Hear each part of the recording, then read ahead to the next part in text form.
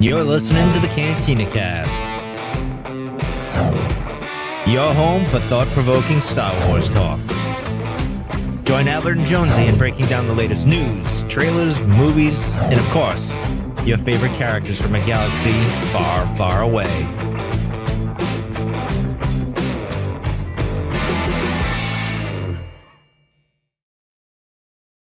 Hello, everyone. Welcome to the Cantina Cast. My name is Albert Padilla, and this is episode 537, our final episode, breaking down the novel by George Mann entitled Eye of Darkness, which is the first adult novel in Phase 3 of the High Republic, and we've had a blast doing so. These episodes have been going very, very long, to the tunes of 2 hours each, but they're really in-depth kind of conversations about what's going on and just the narrative and giving our thoughts and opinions throughout the entire book. So hopefully you'll enjoy this tonight. We have not only Shrike and Vice and Ghirra Starros, but we have the Eye himself, Marchion Ro, that we will be discussing. And wearing the now official Cantina Cast uniform, along with me, we're both wearing the same thing, twinsies, is Lauren. Lauren, welcome to the show. How are you doing tonight? I'm good. I was just about to ask you, what are you wearing? I know, awkward. Yes. I can't believe it. No, did we plan this? We didn't even plan it. No, this time we did plan it. That's not Unlike true. the Christmas sweaters, this time we did plan it. I actually reminded you twice. I was very Once was a insistent. reminder, the other was a demand, and I was like, okay, I can take a hint. We're wearing this. So thank you for going with the uniforms. Yeah, these are very cool. This is the Kenobi from Her Universe sweatshirts that we got. Hey, also, before we get started, I want to say thank you to all of our Patreon members, especially our now part of the tribe members, Rob, Mike, Borda, Lauren, Dante, Riss Bayless, Justin, Jackson, Sharkman Dan, Daz, Isabella, Uncle Leon, Josh C, Jacob, Reader Reborn, and our Delusions of Grandeur members, which are Rod, CJ, and Daz. If you're interested in signing up for Patreon, head out to cantinacast.com/Patreon. You can start it for as little as $2 and find all kinds of stuff. We even have a section dedicated just to the High Republic. So all of the Patreon episodes that we've released over the last 3-4 years, specific to the High Republic, they're all kind of categorized in a nice little collection. So you can go back and listen to how much stuff we actually got wrong when we were speculating. But all that's a really fun conversation about all the books that we covered back then. And on top of that, let me talk about two things. So this week we've got the Way Station. We had some reschedules. Everybody's been sick. I think we're all over it now. But Way Station will be here Sunday. Ed and I will be covering that. We've got a lot of great news that have come out here recently in the last month or so. And then Jonesy and I will be on to do a Patreon show. And just hot off the presses, I think released last night, in the wee hours of the late night, you released a new Jedi Novel Archive episode. You want to talk about that real quick? Yes. So yes, it was in the wee hours. Had some lovely technical issues. But yes, so I posted my Escape from Valo review, which was written by Daniel Jose Older and Alyssa Wong. And that's the first middle grade novel of Phase 3 of the High Republic. And I really loved it. I mean, the middle grade and the YA stuff just almost always works for me, honestly. So I really was not surprised that I loved it. So it was super fun to talk about and just kind of give my thoughts and the plot details on that. Yeah, good stuff. Daniel Jose Older just always does a great job. So glad to see that one's doing so well. And yeah, and then today, just kind of just as a quick note, we got the ARC, the advanced reader copies for The Living Force. So that's going to be super exciting. I'm so excited. Yeah, that's one of my most anticipated of the year. So I can't wait. So that'll be March 26th is when the embargo lifts on that. So Lauren will have a video out, I'm sure, on the 26th, waiting Yes. for 1201 to tick so she can release that video, I guarantee you. Right. So, and then lastly, before we get into the main show, you have a 5-star review you were going to share with the folks. Yes. So thank you to Lothos for the 5-star review. And it goes, best Star Wars podcast out there. This is easily the best Star Wars podcast I've listened to. They cover everything in depth and know all the books, all the nooks and crannies of Star Wars lore, excluding nothing. Movies, shows, books, comics, collectibles, absolutely everything. And if you're not a diehard fan, they explain backstories and histories of some of the characters that pop up in shows that you may not be familiar with. They put it all in context. I hope they continue to do this as long as new content is being released.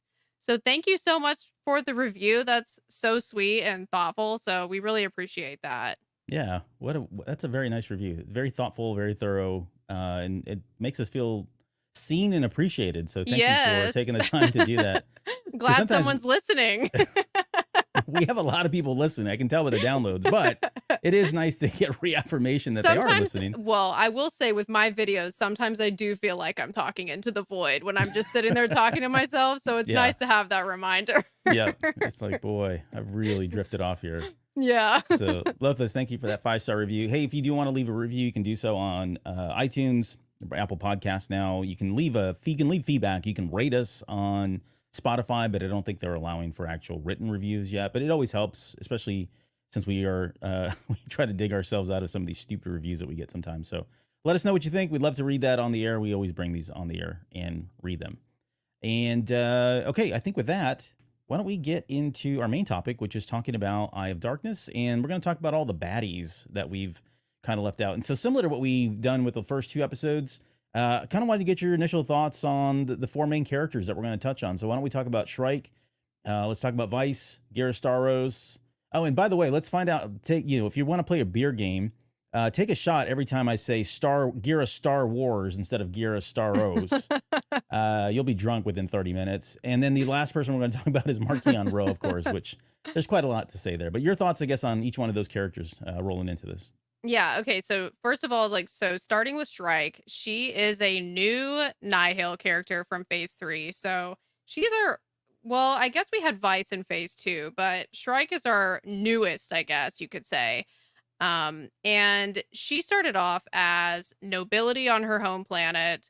She pretty much saw an opportunity to join the Nihil and took it. So even though she's a new Nihil, she's definitely a Nihil at heart.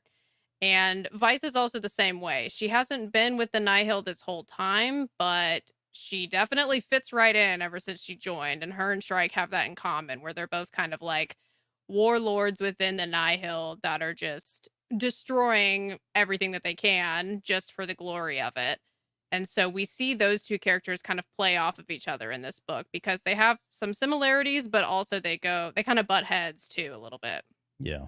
Yeah, that rivalry is very, very interesting. We'll get into that here in a little bit. We're just kind of talking about Shrike and, almost how she almost sees Vice as kind of like this, like that's who I want to be at some point, or that's what I'm aiming to be. And she almost goes a little too far, and Vice calls her out on that a little bit later. But it is an interesting dynamic. And this is why I felt when we were talking about, I think it wasn't the last episode, but the first one we did. And I was talking about how I almost felt sorry for her at one point because she was trying to be the best Nihil she could be, and then she gets double crossed at the very end by Vice, someone she looked up to. And I think you said, yeah, so what, let her burn kind of thing. I'm just paraphrasing what you said. But yeah, that's pretty much probably what I said. Yeah, screw her, let her burn. I would agree. Like she's not a nice person at all, especially from what she did to her family, which again we'll talk about in a second. And then just seeing Vice, come to more life here. We got her in the comic in the Blade, and we got to see kind of the beginning, the birth, or at least some of the early on type fights between her and Porter Engle. Love that rivalry. Love that it continued on in this book, of course. And the open question is out there about whether or not she lived. I think, whether or not they both lived, but I'm pretty sure she did. If she did, it feels like Porter did too. So it feels like they're going to die at the same time. Like they have to die at the same time. Otherwise, it doesn't work out. Yeah, that would I don't know. That would be kind of a bummer though, because I feel like Porter's so much better than her. I don't want him to I don't want him to be lumped into the same situation. He is going to die at some point. He'll probably die from like a cooking accident or something, right? That would be fine. I would accept that. Yeah. Okay. Hey, what do you? I know this is one of your favorite characters to talk about, but Ghirra Starros. Oh God, yeah. I mean, it's funny because as I was making the notes for this episode, I was like, my notes about Ghirra are so much longer than any other character, and it's just me complaining about her. She drives me crazy. Yes. Yeah. So she's Ghirra, a hot mess, man. Yeah, she is. So she's the one that betrayed the Republic. She was a senator. She betrayed everybody to join the Nihil. She is dating Marchion. I guess that's a very loose interpretation of the word dating. And yeah, throughout this whole book, it's kind of like we're slowly uncovering what does she want. And that is something that has just been driving me crazy, is I want to know what she wants. I feel like we get let in on certain things that she wants throughout this book, but I did kind of leave off being like, I feel like there's something else that we don't know yet. I Mm. could be wrong, but that's just kind of like my gut is telling me that there's something more to it. So that's probably why she drives me crazy. It's just because I haven't got her totally figured out yet. Yeah, she's an enigma because any person in their right mind, which, we're led to believe from phase 1 that she's not like crazy, right? I mean, she seems level-headed. We know her and her daughter, of course, Avon. We all know who she is. We'll get it to her a little bit later because she was during phase 1 as well. But we never thought she would go where she did in this book, and like some of the things that she was doing and some of the things that she was saying, and some of it felt contradictory to things that she said before. And so I think you're right. Like, I think George Mann does a good job of telling you, like, here's what she wants, but then later on she does and says things that are counter to that or don't really make sense. And so it does kind of leave it open and nebulous about what her true ultimate goals are. I think we'll find out firmly, without any doubt here soon. But there are a couple moments in there where I felt conflicted about, okay, maybe this is what she wants. That whole relationship with Marchion Ro, it's so weird. It's like, minister of information with benefits or whatever. Yeah. It's, And there's an undercurrent of I can change him. yes, which I think is, that's never works out for anybody. But not very promising. and then Ro, I mean, he's, we learned so much about him. He's he's one of the most intriguing characters of the High Republic, period, hands down. And I think he stays consistent. Like, I don't know that as much as we want to know more about him and we learn more about him, we had a whole comic, two issues that were dedicated to his back story, his past life, how he grew up, that sort of thing. He's still very, very interesting because it's the predictability of him. It's the chaos that comes with him. It's the, what does he truly want? And he tells you what he wants and you're like, it can't be that simple, but it is that simple. So there's just something really cool about this character, but we got a lot of good bits and pieces from Marchion Ro. This wasn't really kind of like his book, right? He was still kind of in the background. Yes, he was a major player. He was making some really horrible things happen to the Republic and Jedi, in particular Vader. But for the most part, I mean, it was kind of a lot of what we've gotten before, just advancing maybe his plans, if he has plans, by the very end. Enough for us to feel like, okay, something really bad's about to happen now. I think he's kind of hit his limit. But I thought he was very well written, very consistently written throughout this book, as we had seen him in phase 1 and I guess arguably phase 2. But your thoughts on Marchion Ro? Yeah, something that I think that George Mann does really well in this book is Marchion is unpredictable, but he's not so unpredictable that his actions don't make any sense. Like, you don't know what he's going to do exactly, but you do kind of have an idea of like the types of things that he does, to where like, even though he remains unpredictable throughout, it's still consistent to who he is and kind of like just the types of things that he pulls. Mm-hmm. Yeah, there's purpose behind everything he does, whether you like it or not, or whether anybody likes it or not. There's definitely purpose behind it all. And you can almost, I wouldn't say reason, but you can rationalize why he would do some of the things that he does. So, okay, well, let's get into the breakdown. And we'll do Shrike and Vice first, go through they're kind of a smaller part throughout the book, and then we'll spend more time on Ghirra Starros and Marchion Ro's relationship. But we open in chapter 5. This is Mela Shrike. And, she's only been a part of the Nihil for 6 months. I think you mentioned this earlier. We get some background on her story. The fact that she was kind of living in this, she was a wealthy, noble person on her home planet. The Nihil did come there. They started invading, and she sat there and just watched all her people get slaughtered and murdered down below on the streets, was taking in the chaos that was surrounding her, taking in the music, right? The cacophony of all the events that were happening, and just relishing in it. You get the sense that she was kind of this person who was brought up in nobility, didn't like the fact that she was always told she had to be prim and proper, and, just wanted to break away from that. And she does so in probably the most horrible way, right? Allowing all her people to die. I think she killed her dad. She killed the guy that was his kind of right-hand person, as well as a number of other people, and then took all the money and threw it down in front of General Weiss and was like, I'm paying your offerings. Here's your tithing, but I want in. Like, I want in. And she gets dressed in this like ceremonial garb. And I'll pull up the, we're going to do some pictures here for anybody that wants to just put a visual to it. You can see the blue armor there. She's got the Nihil, the Storm logo on the front of it. But she's dressed in this kind of like blue armor that's supposed to be ceremonial for her people, but it becomes what she wears.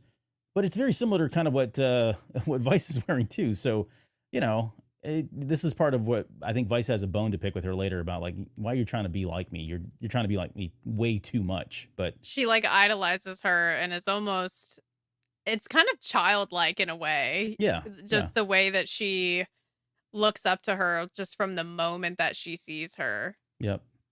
And so we get that quick flashback, if you will. But really, what's happening is they talk about how much she hates the Jedi. They've ruined all the fun by trying to bring order. Like, she really relishes and thrives in just utter absolute chaos, which is why she's such a devout follower of Marchion Ro. She relishes in that so much. But yeah, and on top of that, she wasn't allowed to kill the Jedi. She was tasked with trying to capture them outside the occlusion zone. So this is where she runs into Burryaga and Bell, why she has so many encounters with them. And throughout this book, they are kind of, the arch rivalry here, Burry and Bell versus Shrike and her team and the Cacophony, which is the name of her ship. But yeah, this opens up with their battle going on.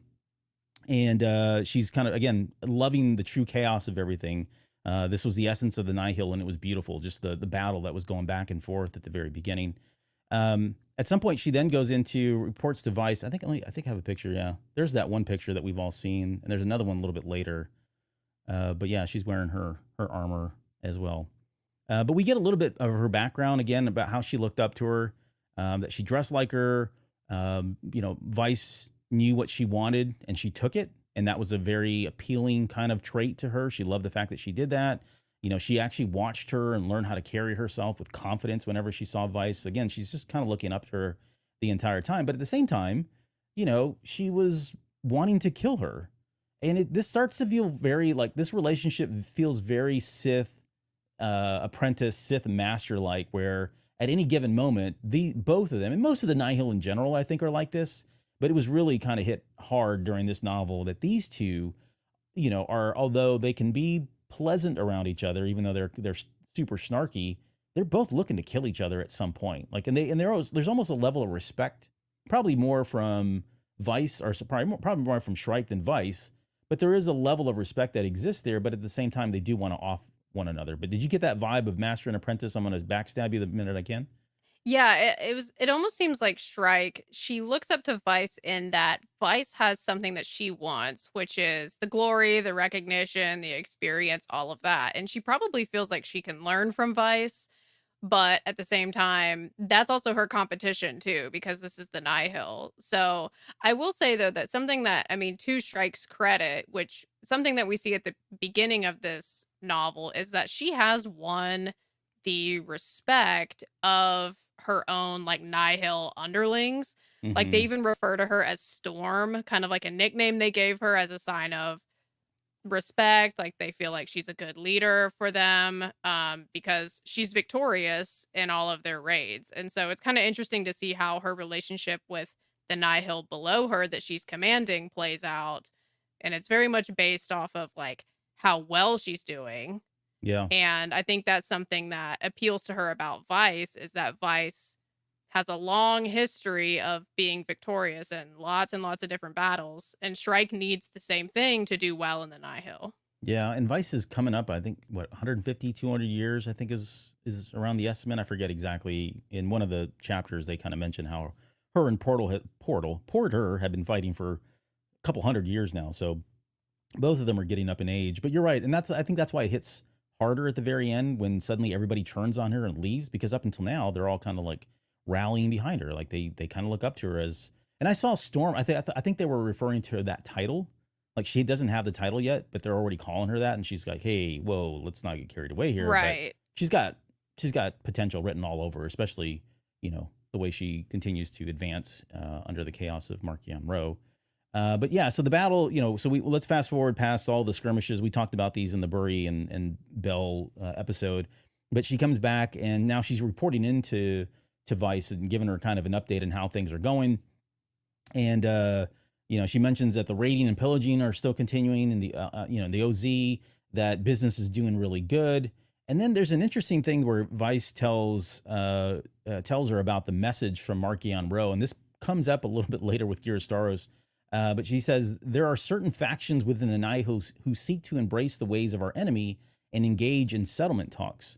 We are not part of those factions. We never will be. The Eye knows this and relies upon us to do his bidding. And so what she's sending the message to Shrike, like, don't ever get it in your head that we're going to be a peaceful kind of group. We're not. We're going to continue to be, you know, the mass murderers and the psychopaths and live in this chaos, right? And be the unpredictable ones. And this is, and what they're alluding to again is that dichotomy between Ghirra Starros' plans versus what Marchion Ro wants to do. And then she asked her, like, hey, have you got any new Jedi for me? And she's like, no, I don't have any new Jedi. I just gave you some not even 3 months ago. I brought you Vader, a Grand Master, but that's not good enough, right? Vice is telling her, like, you gotta pick it up, right? You got to keep delivering. One victory isn't enough. It's not. And so that pressure is on her the entire time. And so that's where it starts to get kind of sour. I think Shrike fires back at her and says, oh, how many Jedi have we captured behind the OZ? Which is what Vice is been tasked with, right? Vice is supposed to capture the Jedi in the OZ. She's supposed to capture the one on the outside the OZ. So there's almost a little cat and mouse going on here. And then she finally, I think Vice, the chapter ends with Vice saying back at her, look, get a new look. I'm flattered, but it's growing tiresome. And then Shrike's last thoughts are like, I just want to kill her so bad. So it's funny how it started off kind of real positive, or at least, you know, work-like, and then it just turned into like personal attacks by the very end of the conversation. Well, it's like Shrike touched a nerve because Vice has been chasing around Porter and can't catch him. Yeah. It's he's been elusive this entire time and continues to be elusive. Well, maybe not at the very end of this book, but who knows? For a while. Yeah. So that was all that kind of brings, that was in chapter 19 we kind of jump quite a few chapters. Not until 27 do we catch up with Vice again. She's now investigating the scene where Porter had killed those 5 Nihil when he's looking for the EX droid parts. You know, she notices that, you know, it was very swift. It was clinical. Whoever did this, it's got all the telltale signs that this was Porter Engle, even though she hasn't really confirmed it. And then she notices that there is a trend that where they've seen Jedi behind the OZ have primarily been at these old crash sites or sites where there were old Jedi or Republic tech. Again, because of Porter Engle trying to, you know, recreate or rebuild that EX droid. And then there's I think this is also the little bit later in the chapter. This is also the chapter where she captures the droid that he finally rebuilds and sends out and thinks, oh my God. I mean, that's the saddest thing, but we never talked about this so much, but he spent all this time building this droid and then he launches it within 30 minutes. It's completely captured and then destroyed. Yeah. I mean, he spent like months on it, Yeah, and it poor just dude. took a few seconds for it to just be ruined, Yep. which was heartbreaking. Yeah, and I think it was Ro. He destroys the droid. He says, every single one of the Jedi's hopes and dreams lies broken at my foot of my throne. So yeah, what a really swell guy he is. Then we jump all the way to let's see. So this is that was in 27 up to 40 now. So this is Ro. This is Vice visiting Ro. This is where she brings him the parts of the droids, and there are 2 Nihil in the room as well. She tells him that Porter's plans, you know, wouldn't work, and then this is when he destroyed the whole droid. And then we jump to chapter 57, where Shrike is now out in the Siswana sector, and it's kind of like it's coincidental that she just happens to be out there when, you know, everything else is going on at this time, but she's really trying to rebuild her crew, right? She's trying to get more people on there because she wants to go find and capture more Jedi. And this is where they suddenly are approached by Bellen's ship, his cargo ship. So this has got Porter Engle on it. It's got Avar, Bellen, Casey's on there as well. And this is where They're blow coming. where they blow the side of the Yeah. thing open. And it's funny too. The one of the things that was funny is, like, I don't remember. I haven't really been keeping count of how many times characters use "I have a bad feeling about this" in the High Republic specifically. But for whatever reason, there was one character named Bryn, who's one of Shrike's like right-hand people, one of her crew. She actually utters the words, "I have a bad feeling about this," which I thought, okay, that's cool. He worked that in here somewhere. You gotta love I've got a bad feeling about this. Yeah, I just don't think it gets used enough in the High Republic. So maybe that will change. Yeah. But and then so, you know, once they identify that that this is their ship, this is where so sorry, let me back up. So we get into chapter 59 where Shrike is now being boarded. So Avar, Chris, Porter Engle, they've made their way onto the ship, And this is where everybody starts freaking out. Like everybody that had been loyal to her, everybody had been talking up to her, suddenly realizes, oh my gosh, there are Jedi in here. And they didn't know how many. Because it was Porter Ringle and because it was Avar Kriss, they thought this must be like 15 Jedi that have now boarded us, right? And it's really like only the two two. most powerful Jedi that are Exactly, just mowing down everybody. Mowing down everybody, mowing down Enforcer droids, you name it. I mean, they're just leveling the place. And so they start abandoning ship. Like they start leaving her. You know, they start one by one, they start running off to the escape pods, trying to get out of there. You know, and then she's in herself. I think Shrike realizes too. There's a moment in here in the book where she says, they've come for me. Which one is it? One of Bulan's twisted underlings, Ghirra's assassin, Vice, disappointed in my recent failures, strikingly while laid low. Like she's got this, you know, sense of dread that any one of these people are coming to kill her. Because that's just she sends out a distress call, right? And then, this is I guess right after the Jedi board. Yes. And then she sends out the distress call, and then it's like, well, you can't even trust any of the people who might come, you know? Yeah, I wondered about that too. Like, in one hand, she does, it's right here that she does call out and says that, hey, the Jedi are on her ship. And, oh, by the way, Vice, if you want them, come get them, right? Kind of thing. It's almost kind of twofold. Like, in one hand, it is she needs backup and needs support because I don't think she thinks that she's going to make it out of here. But then there's almost a part of me that thinks that, okay, if it is Vice that shows up, maybe there's some way to kind of take her out, right? And then take the credit for capturing the Jedi on there as well. So it's almost opportunistic in that way. But it is weird that she would call her. But again, I mean, who else is she going to call? I mean, this is probably the best person that can contend with the Jedi, the so-called Jedi killer that Vice, you know, claims to be or whatever. And it could be like, okay, either she's going to get killed by the Jedi, or she may get killed by Vice or another Nihil, or she may not. It's like her choices are really not great. They're not great. She doesn't have many choices left. Yeah. Let's go to the chat real quick. I missed some of these questions in here. Say Jonesy's with us. Sorry. Why do you think Ro keeps Starros around though? I was going to ask you that a little bit later. Well, we'll answer that question later because Ro tells her at the very end of the book, here's why I keep you around. And it's so blunt and it's so basic that I almost believe that's exactly the reason why. And it's kind of sinister. So I don't want to spoil that, but we'll come back to that here in just a little bit. Let's see. There was another question in here. Here we go. May the Force be with you, Cantina Cast. This is from Christopher Gray. Thank you so much for providing such great Star Wars High Republic and Star Wars content. Do you think Avar Kriss and Elzar Mann will be together as a couple? Lauren? I think they'll go down in flames together. I think so too. Does that count as being together as a couple? Yes, absolutely. Whether they're alive, charred, or otherwise, I think yes. I think that counts. I think so. I really, it's in my head at least now, especially coming off of this book, that you know the whole no attachments thing and why they're so adamant against it. By the time we get to the Phantom Menace, is because of this. I think this is the cautionary tale that we're starting to witness, right? Whether it's going to be a Romeo and Juliet tragedy kind of ending, or you know they realize what they've done and they make up for it at the very end, but yet still, you know, everything else it's too late, right? Kind of thing. Yeah, I think they are a couple. They are in a very horrible kind of almost codependent relationship too, in my opinion, based on some of the things that they're doing and some of the things that they're saying. So I don't know how that works in with the Force, but it's going to be kind of messy, I think. Yeah. So good questions. If you got anybody else has the other ones, feel free to throw them in there, and we'll kind of get to them as we can here. All right, so let's swing back over to so we're talking about Shrike, and so they blow the drive, the path drive, right? Just to make sure that if they do get boarded, they can't be taken out. Finally, a Vice arrives, and she arrives in the Foregone Catastrophe, which I couldn't find a picture of. I wanted to find a good picture of that ship, but no one's drawn it yet or done anything. And then she gets there and she realizes that it's Shrike's ship, that she has been boarded by Jedi, and she has an opportunity to, you know, defend her. And instead she orders her person to start firing upon the cacophony as well. Trimming the fat, I guess. Yeah. I mean, it's an opportunity here.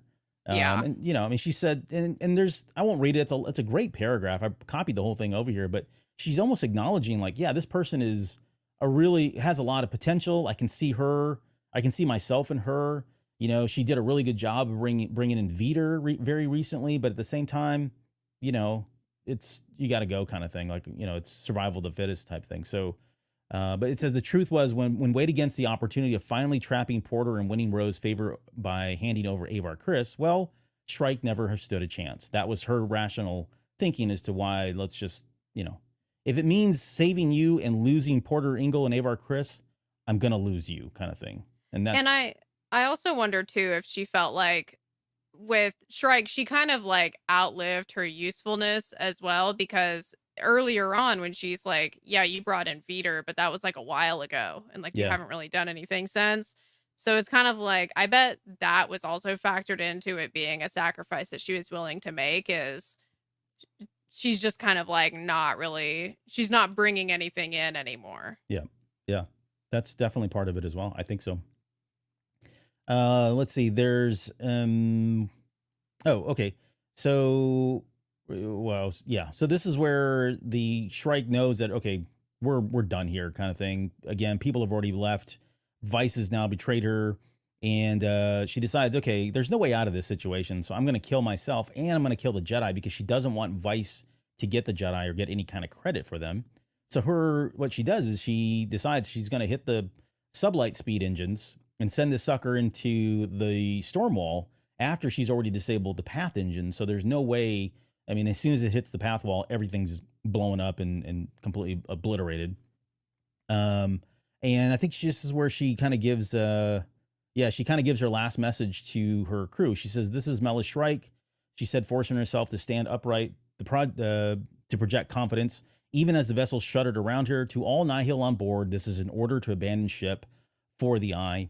And she waits and she sends everybody off, waits on the deck for Avar Kriss, who eventually shows up. And we covered this on the Avar Kriss episode. But as soon as she walks in, Avar like lobs off one of her hands, like kicks her in the chest, takes her down, and she's just bleeding out there on the ground. And she continues to be there. She does live beyond this book. And so, she's been captured now, which I think is very interesting that you've got somebody like Shrike on the captured by the Republic and the Jedi, and what they're going to do with that or with her, I think is very intriguing. But yeah, it's there's I'm going to ask you another question. So did you get a chance to get caught up on the comic book, the mainstream comic book for the High Republic yet? I'm not caught up. No. Okay. I'm going to say something I won't go into it for like 10 seconds if you don't want to hear a spoiler. No, you're fine. I'm talking to everybody else. Oh. I've already told you. I was like, it's pathetic that I'm as behind as I am. So I was like, just go for it. Well, it's what's intriguing. All right, so maybe 15 seconds starting now. If I say it's okay, then I think it's okay for everybody else too. Okay.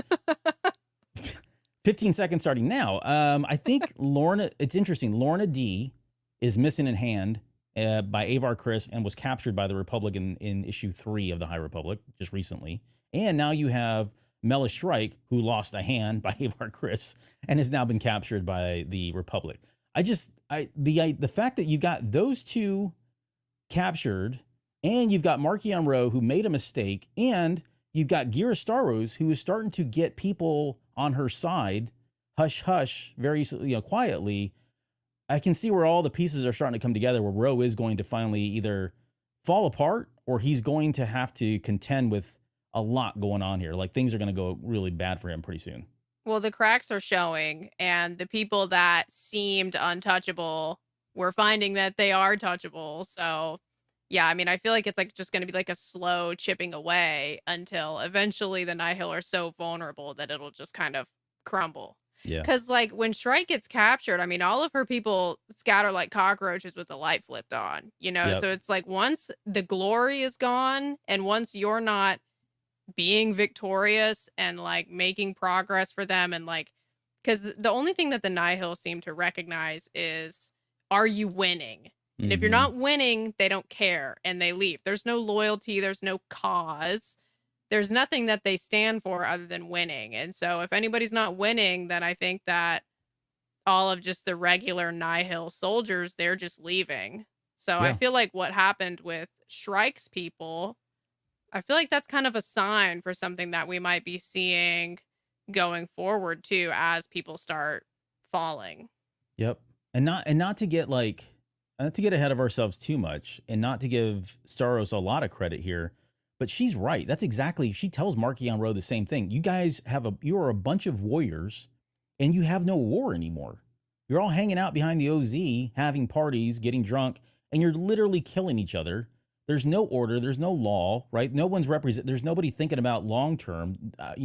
It takes more to rule. This is again Starros talking. It takes more to rule than just sit there and be in power. They're totally different things. Eventually, you're going to either kill yourselves or there's going to be uprising, right? These people are going to start getting mad because they're just getting slaughtered and they're paying tithings and they're getting nothing from it. As much as, and this is, again, now I feel like I'm on the soapbox of Ghirra Starros here, but she's right in the sense that unless they figure out a way to, play nice or play the politics game, that's going to happen inevitably.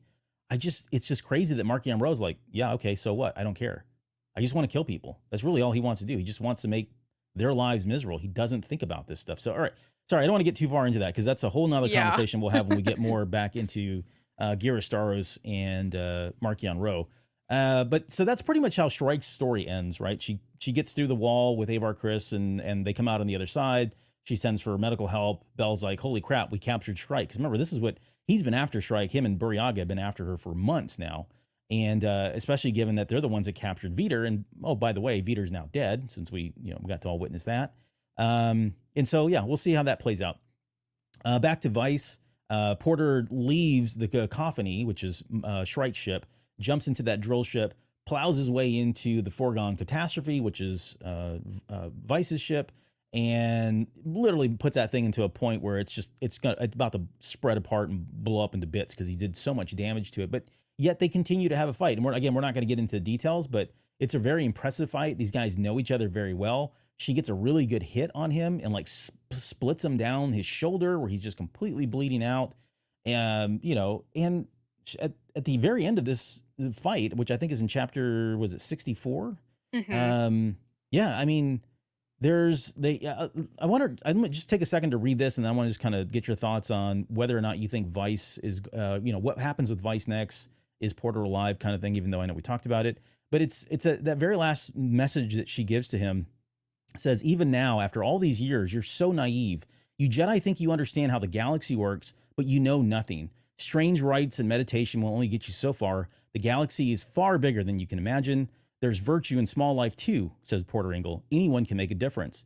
Then Vice says, no, the strong survive. They're the ones who make a difference. The Nihil understand that. Porter sighed. I wish you'd open your eyes. I wish you'd seen them from what they really are, but it's too late. It's about to end. When I read that, I almost thought, was Porter at one point like feeling like, was it I wish you would have not joined the Nihil because you could have been so much more? Like, it was almost sympathetic, or I don't know. There was something weird about that phrase about him saying, I wish you would have not joined them. Meaning like what? You wanted her to be on her own. You felt like there was potential there. Did he have some vision or future where, eventually these enemies became friends and they were both powerful, ruling together or fighting together kind of thing? I don't know. What did you think about that? And then I guess thoughts on whether Vice and Porter will be back. I felt like it was more speaking to Porter's compassion for everybody, because that is Mm, something about Porter, is that and we see this in multiple instances, he will do whatever he can to not kill people, even when he probably should just kill them. Like, right. he really wants to be nonviolent. He wants to give everybody a chance. I mean, like, even though he's such a powerful, strong Jedi that, he can do whatever he wants with the lightsaber pretty much, he really doesn't want to be violent, and he doesn't want to, I don't think he wants to have enemies. So I think him saying that is just the way that he is. Like, I think it's just the way that he views people, is he feels like it's never too late for anybody. And maybe if she had made different choices, then maybe there's hope that she would actually do some good rather than what she's doing now. Yeah, I can see that. I mean, that's kind of what I was picking up. There was almost a hint of, I had a vision that at some point you would have, I don't know, you would have been brought back to the light or some way or whatever. It's just interesting that he said that. Of course, he is a very compassionate person, to your point. So, and that makes sense as well. Like, I could see Um, him saying that about anybody, I don't yeah, know if it's just specific to Vice alone. yeah. Okay, that's fair. Yeah, and I think I think we said it before. There's no body, and if there's no body in Star Wars, then good chance that they're probably still alive. And Vice, I think she definitely lives on. I think she definitely gets to continue on this. I don't know how this is going to go when she gets back to Marchion Ro, right? She was kind of on thin ice already with him. And there was a moment there where they were kind of going back and forth, and she was able to kind of wordsmith her way out of, feeling a lot of pressure from Marchion Ro. But now that, now that they've lost Porter Engle and they've allowed a ship to get through the storm wall, I don't know how much of that he's going to place on her. I just wonder if she is going to go on her own or if she's going to go back to the Nihil and still kind of be in command. I think that's still to be determined. I mean, I could see her going the way of Shrike, which is you've outlived your usefulness, and now I've got to trim the fat and get rid of you. Kind of like what she did to Shrike, I could see Marchion doing to her. Or maybe not even Marchion, maybe just some other Nihil commander just not viewing her as worth saving because she's no longer bringing anything to the table. Yeah. Yep. So Porter Engle alive? Oh, definitely. Yeah. I didn't even for a second think that he had died. So, Okay. Yeah. yeah. Vice alive. Yeah. Yeah. I think her ship I was, think she has to be. Yeah. her ship was literally being held together by the force shields, right? Or whatever it was that kind of keep the integrity of the ship together. Other than that, thing was about to fall apart, but I'm with you. I think she definitely lived as well. I have no idea how they pull it off because, the ship is not in good shape at this point. But I think if they had both died, or at least if Porter died, I think that we would be really missing out on wrapping up their story. So I bet we'll see them again. Yeah. All right. Fair enough. Okay. So let's move into, there were some other questions that came in that were related to some of the other stuff that we were about. Christopher Gray said, do you think it'll be Avar or Elzar who takes Marchion Ro down once and for all? Well, I know we've said we think it'll be Bell, actually, but yeah, I think it's Bell. But if you had to pick between Avar and Elzar, who do you want to take him down? If I had to pick between the two of them, maybe Elzar, because I would like to see Elzar, move past his difficulties and have a win. Elzar needs a win. I big win. I want it to be Elzar. Between the two, I want it to be Elzar because I want him to feel he got justice for Stellan's death and everything that the pressures that he's been living with here recently, trying to fill in the boots of Stellan Gios and what that equates to, right? I think that would be a huge relief for him personally. I can't, Avar, I don't see, she's got it in her, but. Yeah, but if Elzar views it as justice for Stellan's death, I wonder if that would be like him giving into the revenge, and then that's more dark side stuff. Yeah, and that's totally in character, I think, too. Yeah. I'm just hoping that he doesn't go all the way down that way, but I kind of think he's going to, unfortunately. And yeah, you're right. I was giving him the benefit of the doubt, saying it was justice, but in reality, it's revenge. Like that's all he wants. Like he's been so hell bent on revenge throughout this entire book. And then the other, let's see, how do you think they will take so Matt Brubeck says, how do you think they will take out the Nameless? I have my theory. I think I've already talked about it, but do you have anything new, anything you want to add to that? I mean, well, in Escape from Valo, there's maybe a clue. I don't want to say specifics because it might be a spoiler, but there's a potential clue. I don't have any hardcore theories about this because I feel like we haven't really seen very many weaknesses of the Nameless.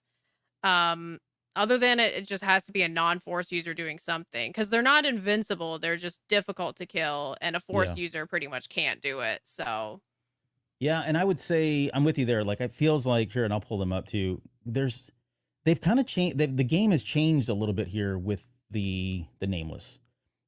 We learn in this book that Bulan has actually been modifying, tweaking these things so that they are the Nameless or not the. There's a distinction between the Nameless versus what was the other name that they have? The Leveler and the Leveler. Yeah, and I think the Nameless proper now is the tweaking and all that, or at least it's become this, right? You can see Bulan's kind of equipment and things that he's interjecting with them. Like he's been experimenting on them. We'll talk about him in a little bit, and we'll kind of flesh this out just a little bit more. So I think that's a moving target. No pun intended. That's a good joke considering if you've read Escape from Valo. But they're kind of a moving target, and for me, I think I'm still sticking to it's going to have to be some kind of a team up where they get with the Republic, and they provide the Republic with, I don't know, maybe, the weapons they're powered by lightsabers, and they teach them how to use those, right? But somehow give the normal people the opportunity to take out the Nameless, while the Jedi either sit back and wait or do other things. But it's going to have to be that. And I like the idea of them coming together and having that symbiotic relationship more than just, oh, we're in trouble, send in the Jedi yet again. No, these guys actually can do something for the Jedi in return for once. I like that idea. But I do feel like so far they haven't really given us a lot of options for the Jedi to do much. They pretty much have nullified the Jedi in every possible way.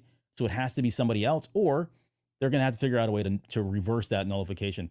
The other crazy whack theory I had was that, could a Jedi repress the Force enough inside themselves, right? Go Luke Skywalker in The Last Jedi, or during the time of The Force Awakens, where they couldn't, he was cut off from the Force. He was physically, manually cutting himself off from the Force. Could that be enough? Could that be enough where, they become normal people and they don't have the Force abilities or whatever, but they don't die, and they can pick up a rifle, or they can still try to use their lightsabers against these things? That might be another way, but that may be too far out there. But those are the two primary theories that I think I've had. Well, another one that I had too was if they somehow figure out a way to get them all back to Planet X. Yes. But Yeah. You brought that up I think on the last episode. That's right. Because we know that kind of nullifies their abilities, right? It brings balance to that planet. And yeah, because they evolved on that planet the way that they are for a certain ecological reason, is basically the impression that I got. And so if they're back on that planet, then that's where they're supposed to be, and that's great. But then it's like, okay, well, if they're breeding them and all that, then, I mean, they're going to have to kill some of them. I don't think they're going to be able to get them all back to Planet X, but maybe a good number of them. I don't know.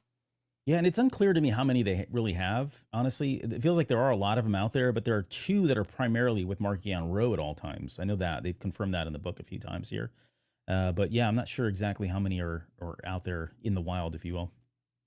All right, so thank you for the questions. We'll continue to answer those as we get time here. Let's see. Let's go to Marchion Ro and Ghirra Starros now. And we open. So Marchion Ro gets to open up with Vader in the prologue. The very first thing we read is this, the incoming storm that is chapter 11. But we learned that Vader has been tortured. He's been mutilated by Bulan. He's being experimented on him.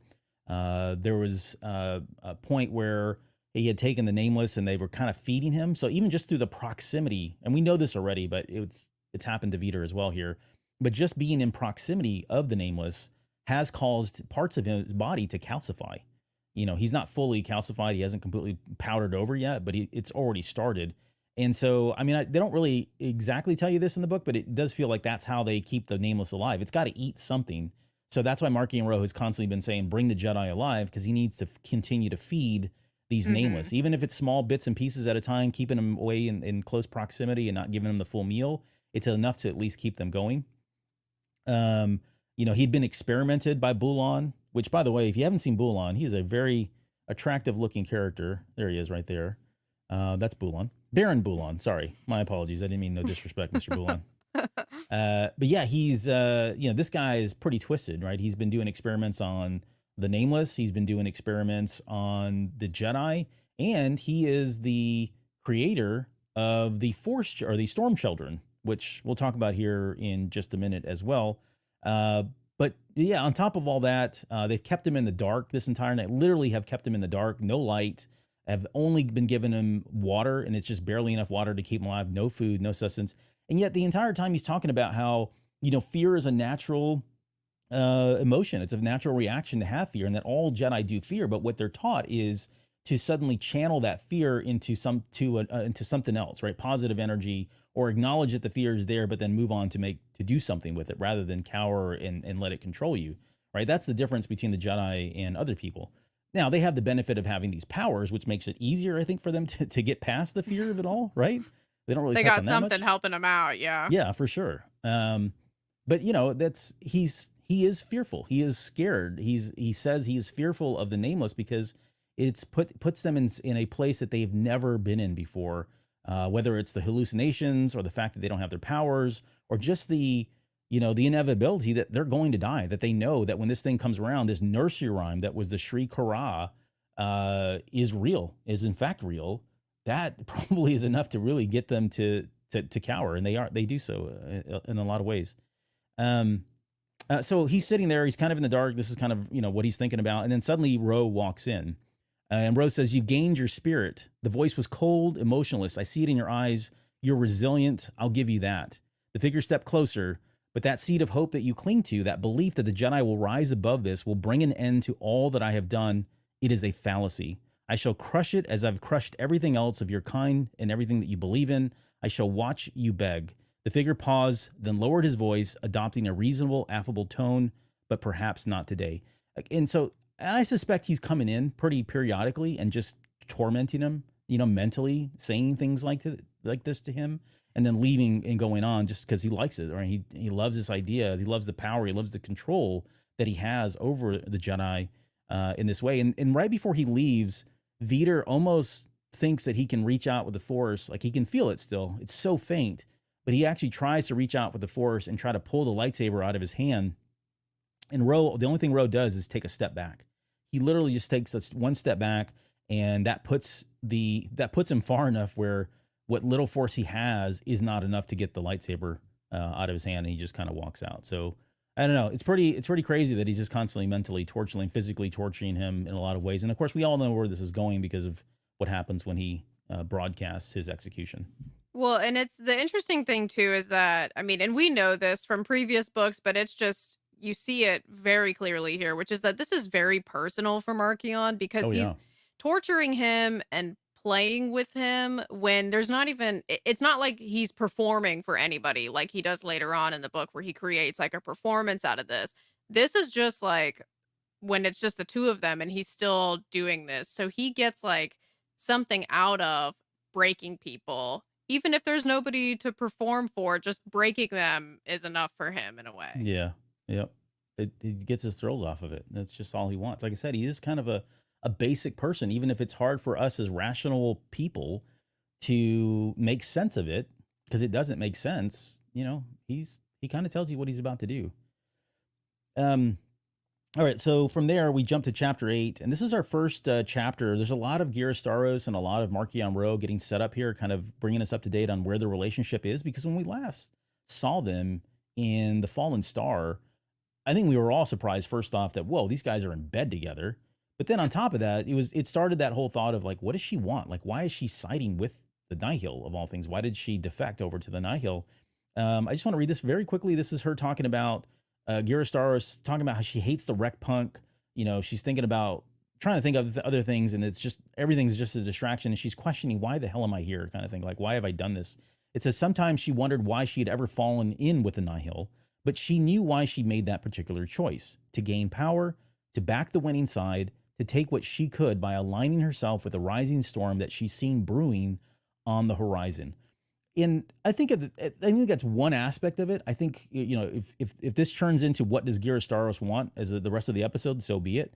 But I do feel like that is one component of it only. Like, there is a component of wanting power. We saw she had that already. She was a senator in the Republic, so arguably that's why she got there.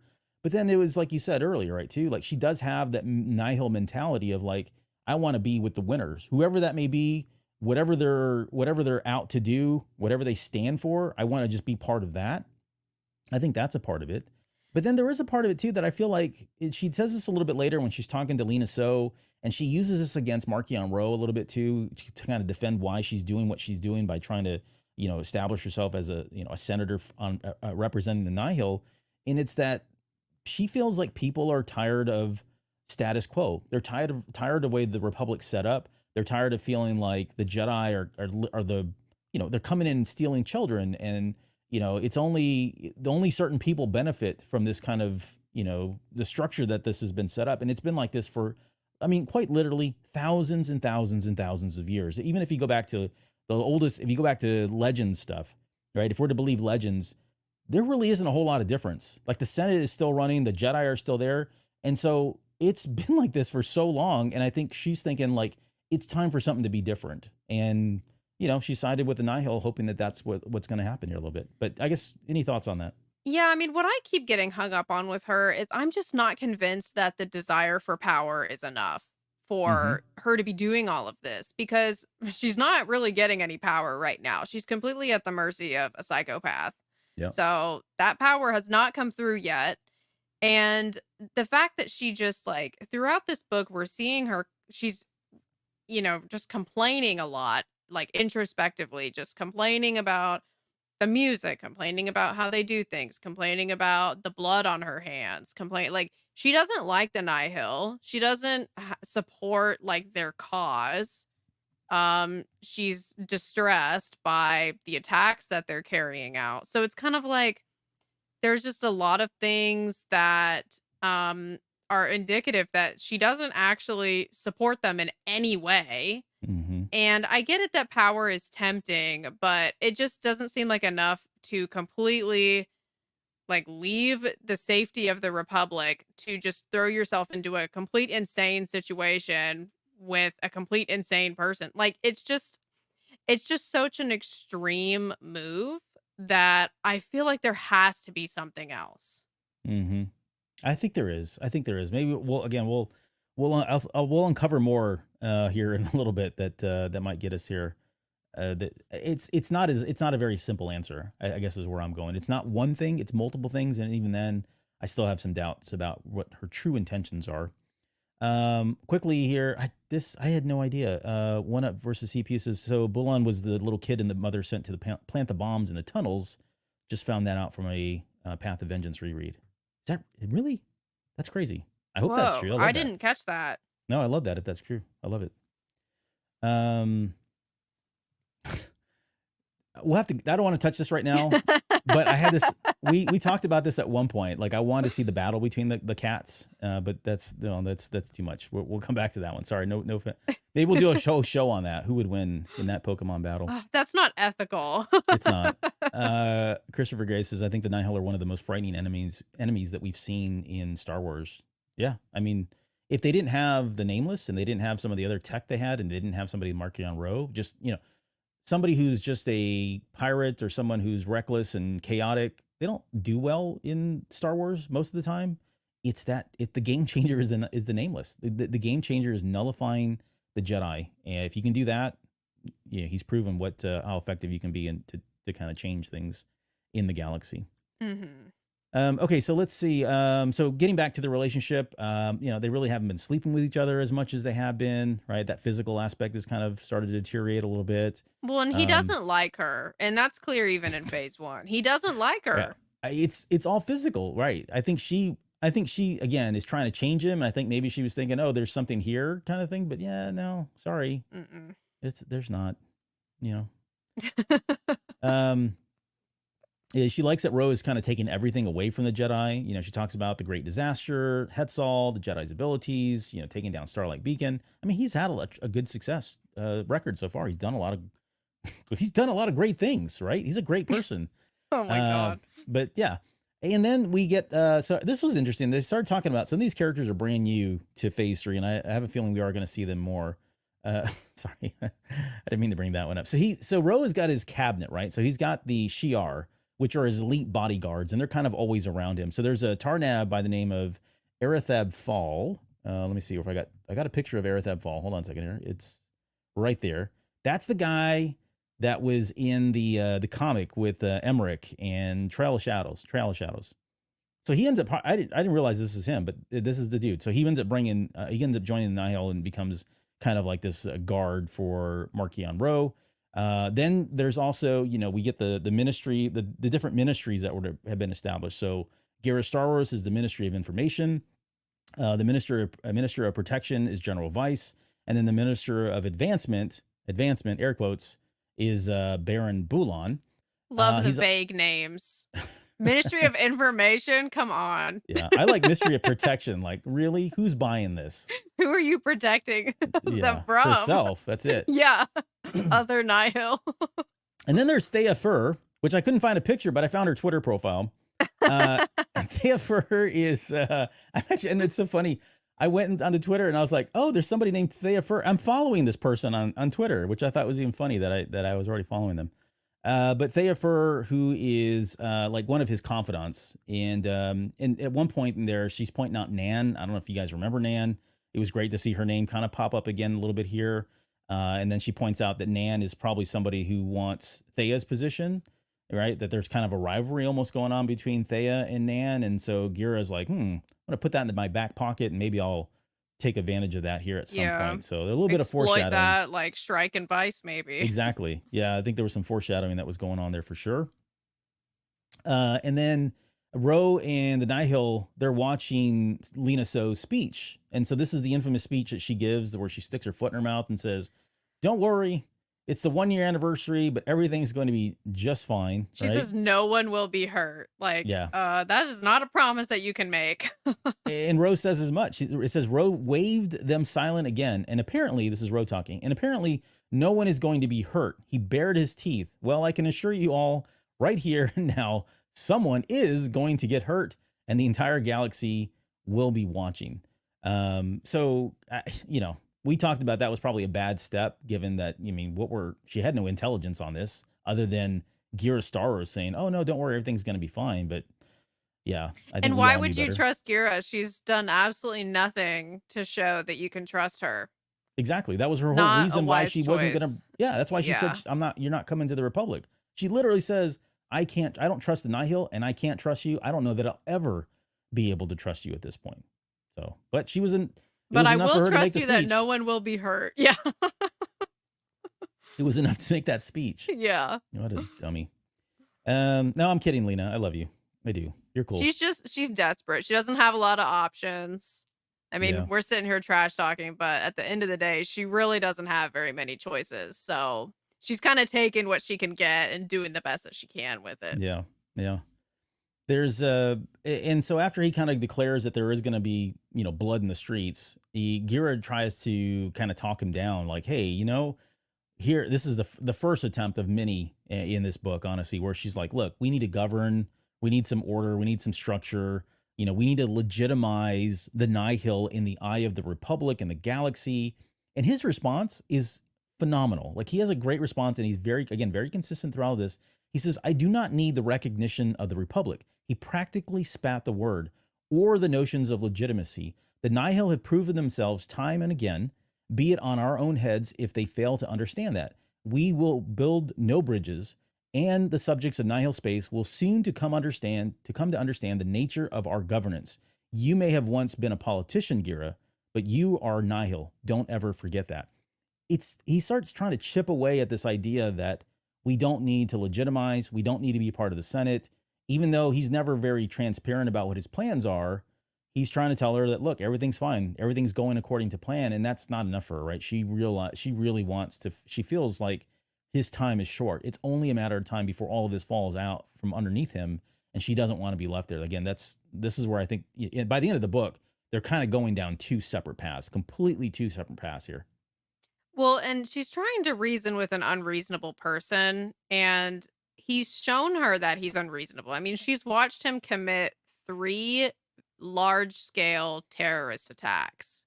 So I'm not really sure why she thinks that her being like, you shouldn't do this. You should be nicer. Yeah, like, that's not going to do anything. Like, I feel like she's just delusional. I mean, like, I get it why she's trying to turn this ship around because, I mean, she's right in that it's not sustainable, but she's not going to sell him on this. Yeah. Yep. Let's see. So we get to chapter 17, and this is where Ro and Bulan are kind of hanging out together. They're working on, I don't know, stuff, building Legos or whatever. And Ro is, he tells them, look, we need more Jedi, caught in the OZ as much as possible because Bulan wants another test subject. He needs more. And he's of course working on stuff. He also says, so Bulan understands the understands the nameless. And Rose says even more than his own people. Like there's something about him that's just brilliant. Like he talks about him being a brilliant professor, a brilliant mind, how well he gets along with the nameless, how he connects with the nameless for whatever reason. He talks about the quote refinements that he's making to the physiology of these of the nameless as well. And again, that's the augmentation stuff that you kind of see on there that's been going on. That's all Bulan's work. To the Force Eaters, which I think is the full name now. I think that's what he's referring to now here. And then he also talks about this. And now this is not very not covered a whole lot in the book. It's only mentioned once in Eye of Darkness. If you want more information, you need to go to the main title of the High Republic, as you can see here. And this is Ro's children, right? So this is the Children of the Storm, I believe is kind of the name. And these are people that were force sensitive. So remember, he's got 3 experiments that he's working on. He's got working on the Nameless. He is experimenting on the Jedi and doing God knows what. And then his third kind of craft or hobby right now is taking these force sensitive people and making them children of the storm. You need to read the comic book, to kind of understand what they are. But again, they're former users. They've been experimented on them. Their bodies are all kind of brand new, even though they're sickening now. There's this one here. They're basically zealots as well, but they're almost kind of like a family. This guy is, I'm forgetting his name now.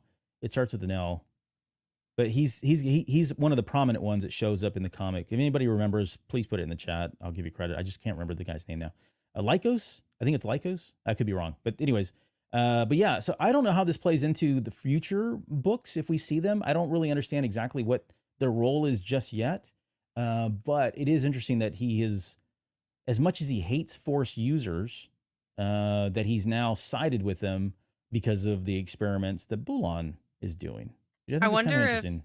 yeah, I wonder if they're going to be kind of like insurance for if the Nihil turn on him, then these people, it sounds like, would be more loyal almost because they've been engineered to be that way. Yep. So maybe if everybody else, scatters, maybe these people would stay behind and kind of give him a little bit of support.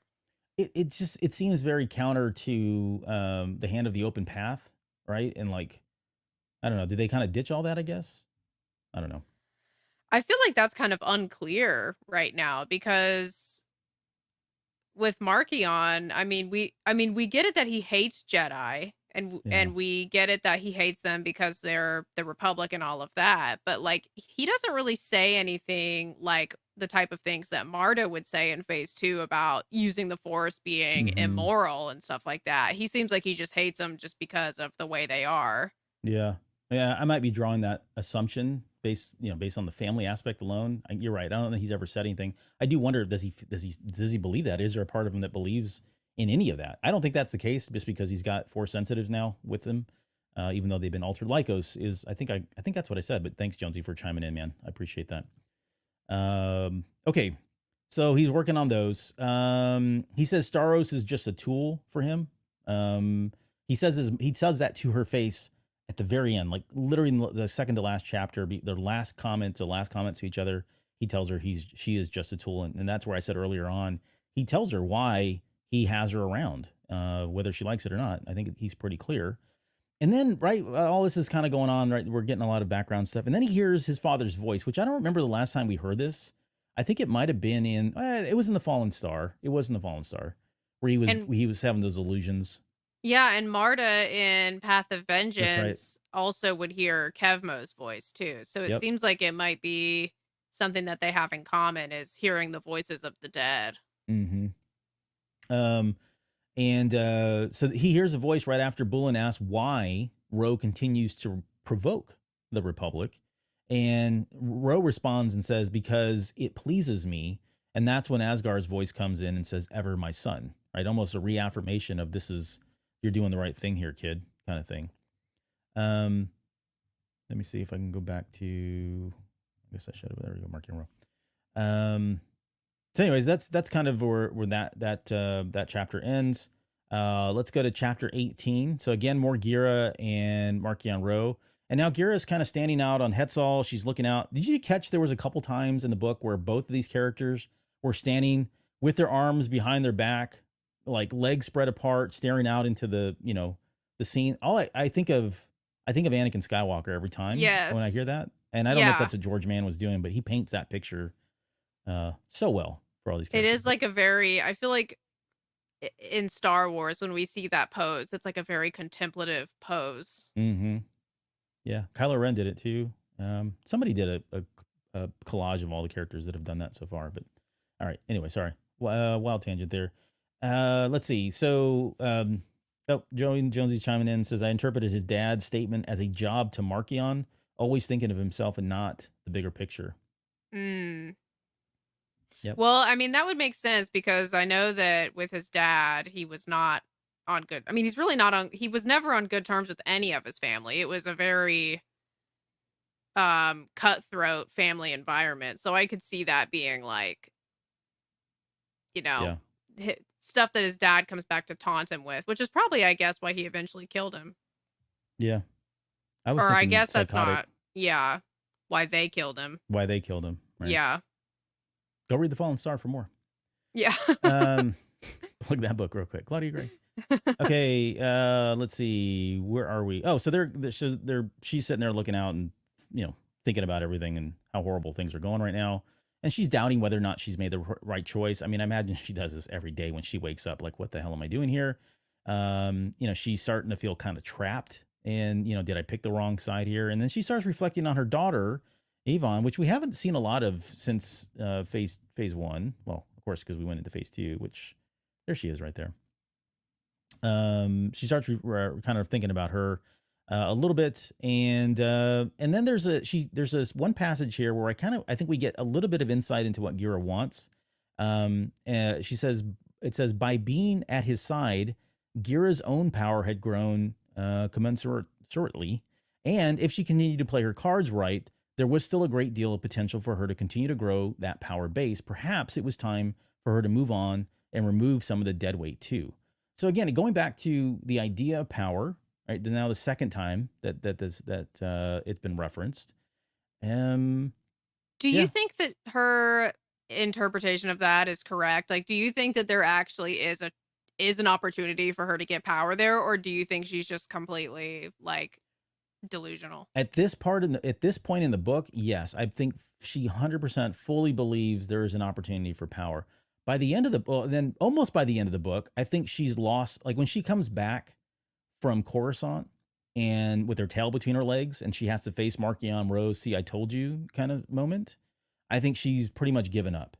But that one person, whoever, I forget her name, and I have it in the notes here. That one person that walks up to her and says, "Hey, there are other people that are thinking just like you. We don't want to sit here and just keep dying for no reason. We actually want to do something with the power that we have." I think that gives her enough hope and gives her like reignites the fire in her to take on either Marchion Ro himself personally, or just kind of double down in this idea of like, we need to legitimize the Nihil and become part of the Senate. But I think she goes through like here in this book. Yeah. Right here in this moment, totally believes that she can get power by the time she gets back from Coruscant. I think that's pretty much, that fire has gone out, and then it's rekindled once again when she realizes, oh my gosh, there are people that are seeing this. They're seeing me. They understand what I'm doing here, and I just need to rally that group, and I can bring myself and them up to power. That's kind of how I saw it all. But what do you think are the chances of her actually pulling it off? None.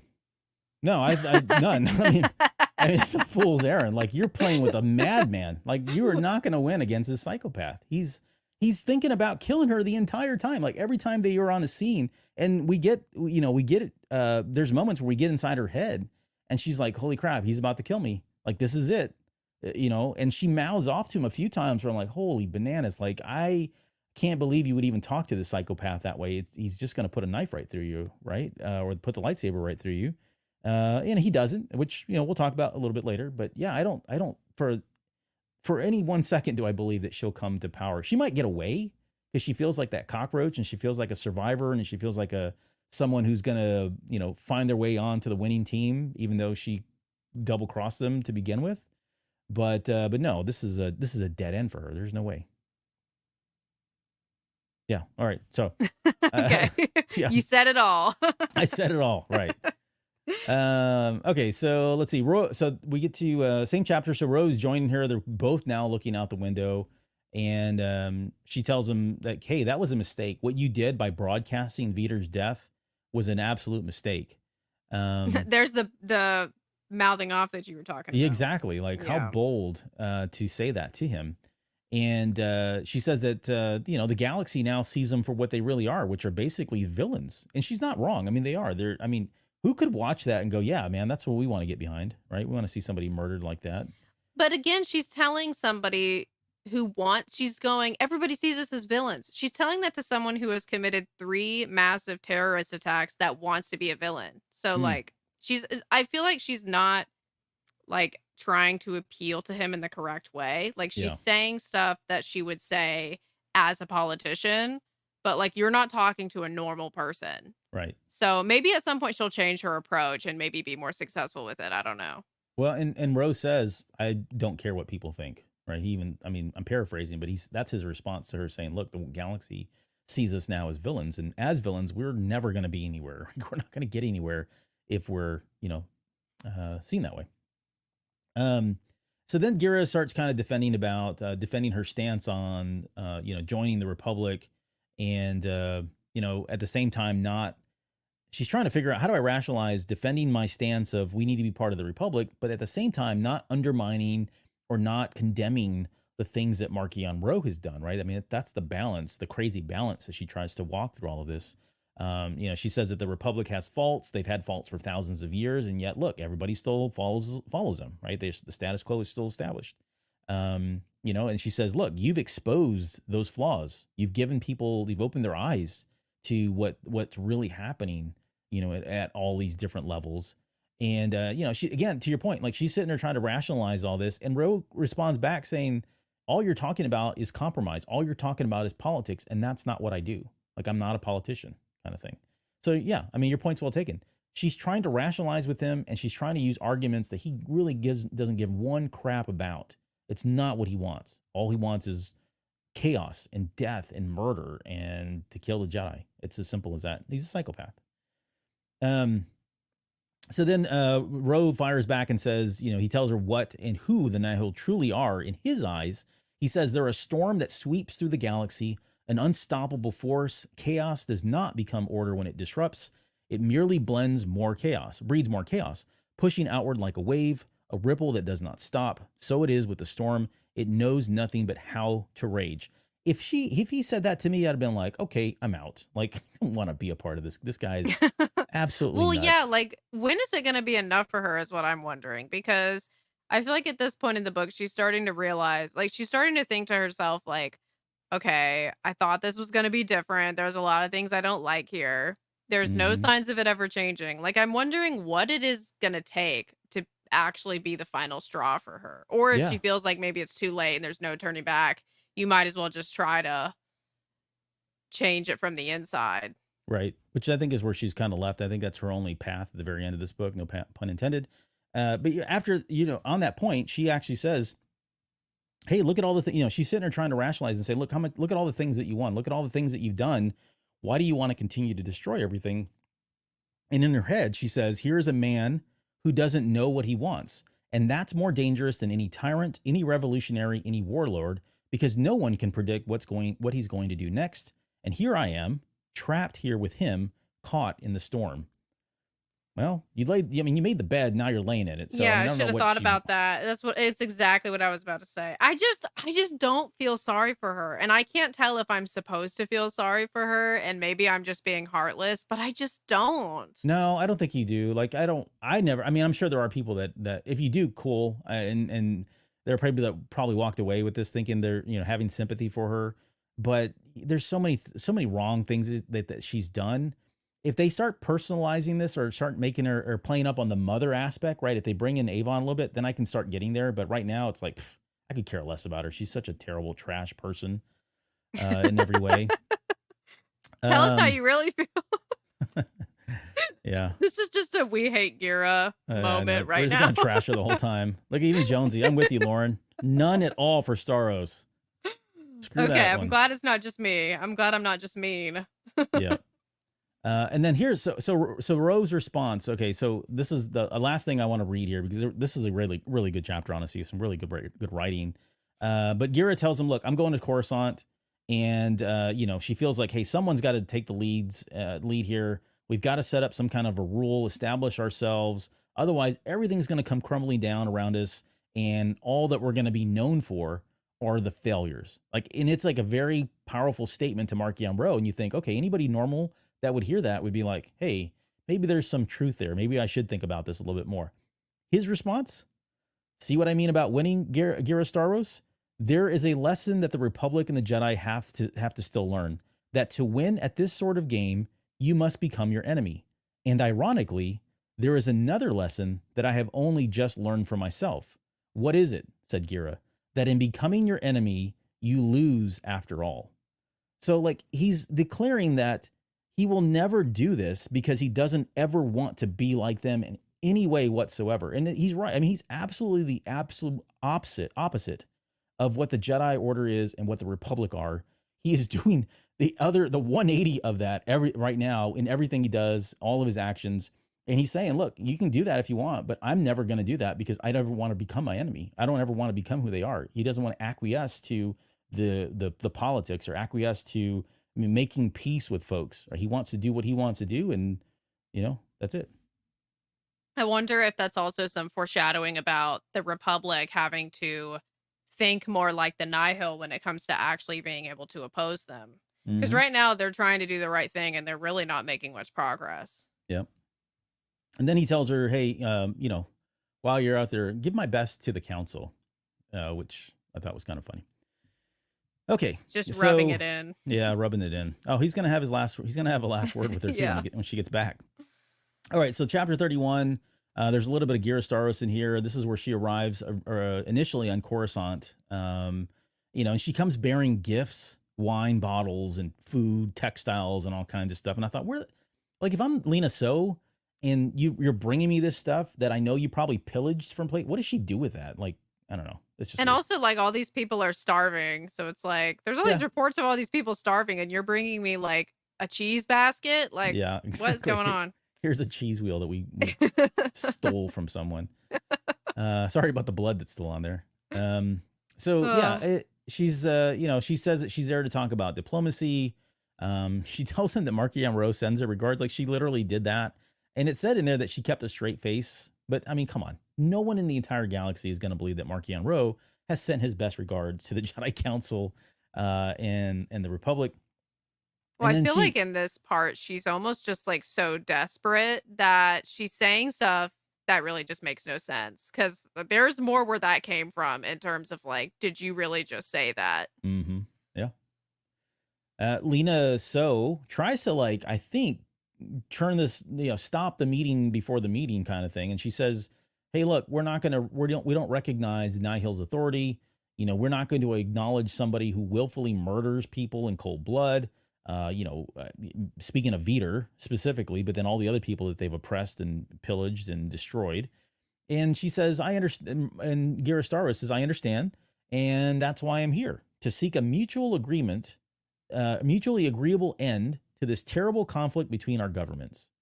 And then they let her walk off and go back into the room. And I'm thinking, I mean, I guess it's politics and I understand what's going on here, but this isn't, quote, terrible conflict. It's like so one-sided. And I think this is where Elzar Mann is going crazy. Like he, and most of the other folks too, that are just anti-Nihil and like, why are we even entertaining this?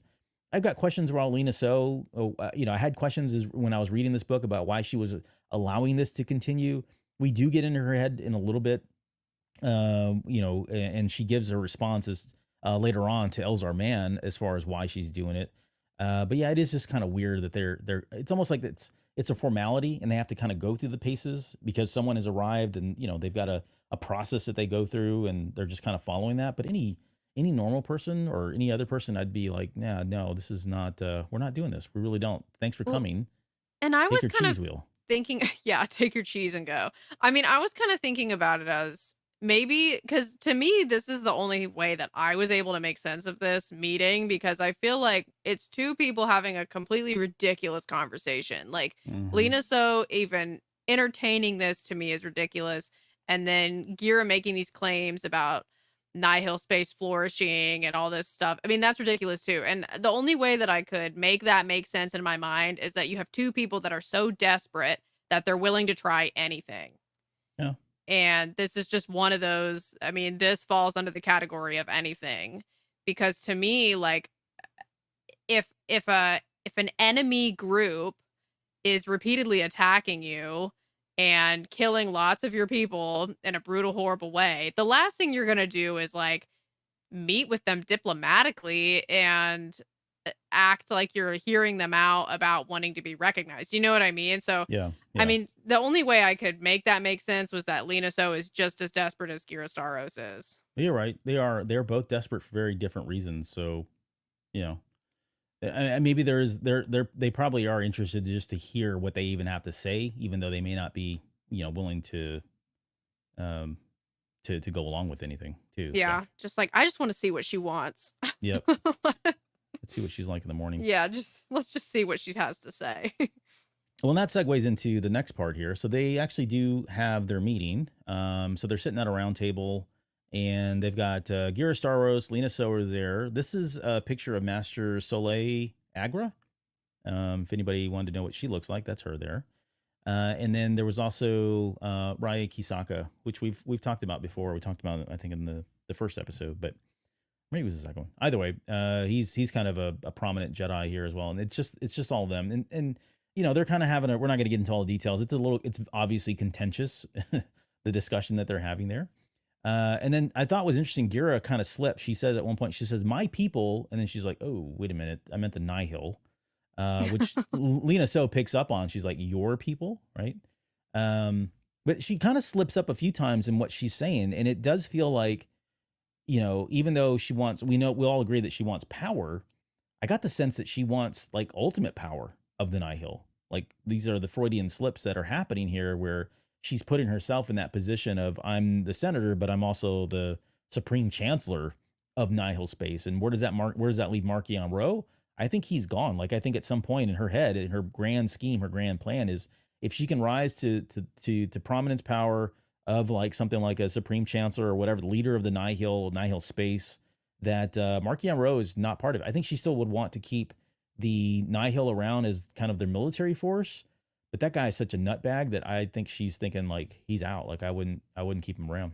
It's at least maybe plan B if plan A, which is I can change him, doesn't work. Yeah, right. Yeah, I can change him. I can kill him.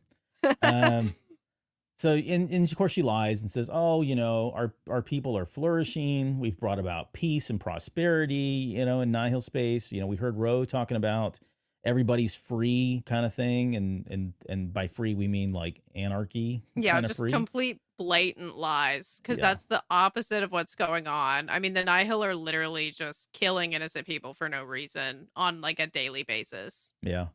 I mean, she doesn't really do a good job, honestly, in my opinion. I think she's doing the best that she can, given the circumstances that Marchion Ro has given her. But she's not doing a very good job. Like, how do you talk your way out of what's happened? In fact, when they Yeah. bring up Vider's death, she says that was, quote, regrettable. I'm like, Yeah. I mean, that's the best argument, or defense. Yeah. Not I doing mean, any he's given favors. her nothing to work with because he's Yeah. broadcasted all of his horrible actions and all of that. So she's got nothing to work with. She's grasping at straws. So really the only option she has is blatant lies. Yep. And she's also kind of throwing Marchion Ro under the bus in some ways. Like she does talk about how she's, quote, the firm hand, and she provides structure and support, right? There's a subtext that's going on there, and she makes Marchion Ro out to be the, quote, liberator, the war guy only. Like he's just the grunt. He doesn't really represent the Nihil. And Lena's like, well, so are you saying you are the representative of Nihil? Are you saying that you're like the head cheese kind of person? And she even says, hey, if you legitimize us, if you give us a seat in the Senate, then the fighting's going to stop, because now Marchion Ro there's no reason for him to fight, right? He's part of this. You guys, they're part of the Republic. They're part of the galaxy. And, war would stop at that point. Like she's trying to rationalize all this. And of course, nobody's buying this at all. And she does say that she speaks for Marchion Ro, which I think is where Lena is like, okay, this is too many lies too fast all at once kind of thing. And then Ghirra says, look, at the end of the day, you can't be forgiven, or we can't forget about what's happened. Ghirra says, look, I want to at least try to work past this and reestablish peace and kind of maintain it. And Lena says, well, I'll think about it. And so they leave, and, they go stew on it. So Work past this. Yeah. Eye roll. Yep. And then we get to Ghirra. So this is her like that night kind of stewing over it, right? They kind of send her back to her room, and she's just sitting there waiting, thinking about it all. She's stressing about whether or not she had done enough. And, she's starting to worry that maybe Marchion Ro was right. Like, I think she went in thinking, okay, I can talk my way out of this. I've been here. I know these people. I know Lena So. I know how the system works. I know the things to say. And, that works when you don't have, like you said, 3 terrorist attacks, major catastrophes that you're trying to defend. That it's a little bit different, a little bit That harder there. affected like entire planetary systems. Like we're Yeah. not talking about small scale stuff here. Yep. But then she says something else too about that was kind of, I think, plays into again that the larger question that we've been picking at, which is what does Starros want? It says the senatorship would be a shield against Ro's worst intentions, but more than that, it would award Ghirra even more power, a stronger voice among both the Nihil and the wider galaxy, the opportunity to turn things even further toward her own advantage, the lifestyle she always wanted, free of interference by others, with people to command and others to cower at her feet. So, she's thinking about this like, if I get this power, then people will start seeing me differently, and they'll see me for who I am and not as, Marchion Ro's kind of lackey, right? So she's almost thinking there'll be a way for people to kind of separate the two, which I think is foolish, but I get where she's coming from. It just seems like a lot of trouble to go through considering she was a senator before this. Yeah.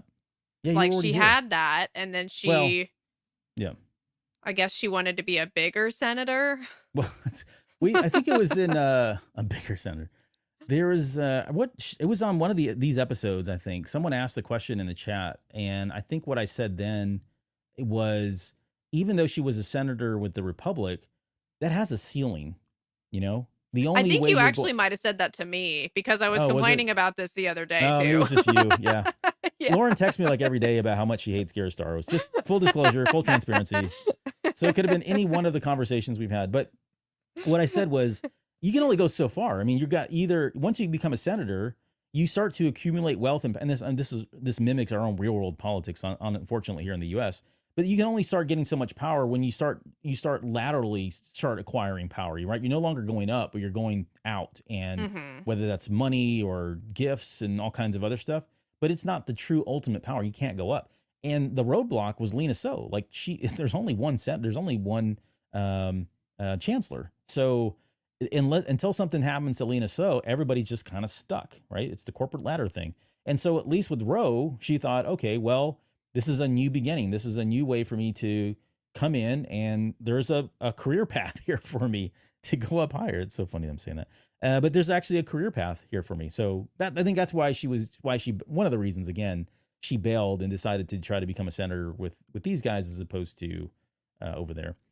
So I guess this is like a way harder way of doing that than what Palpatine did when he wanted to get she's more going power. about this the wrong way.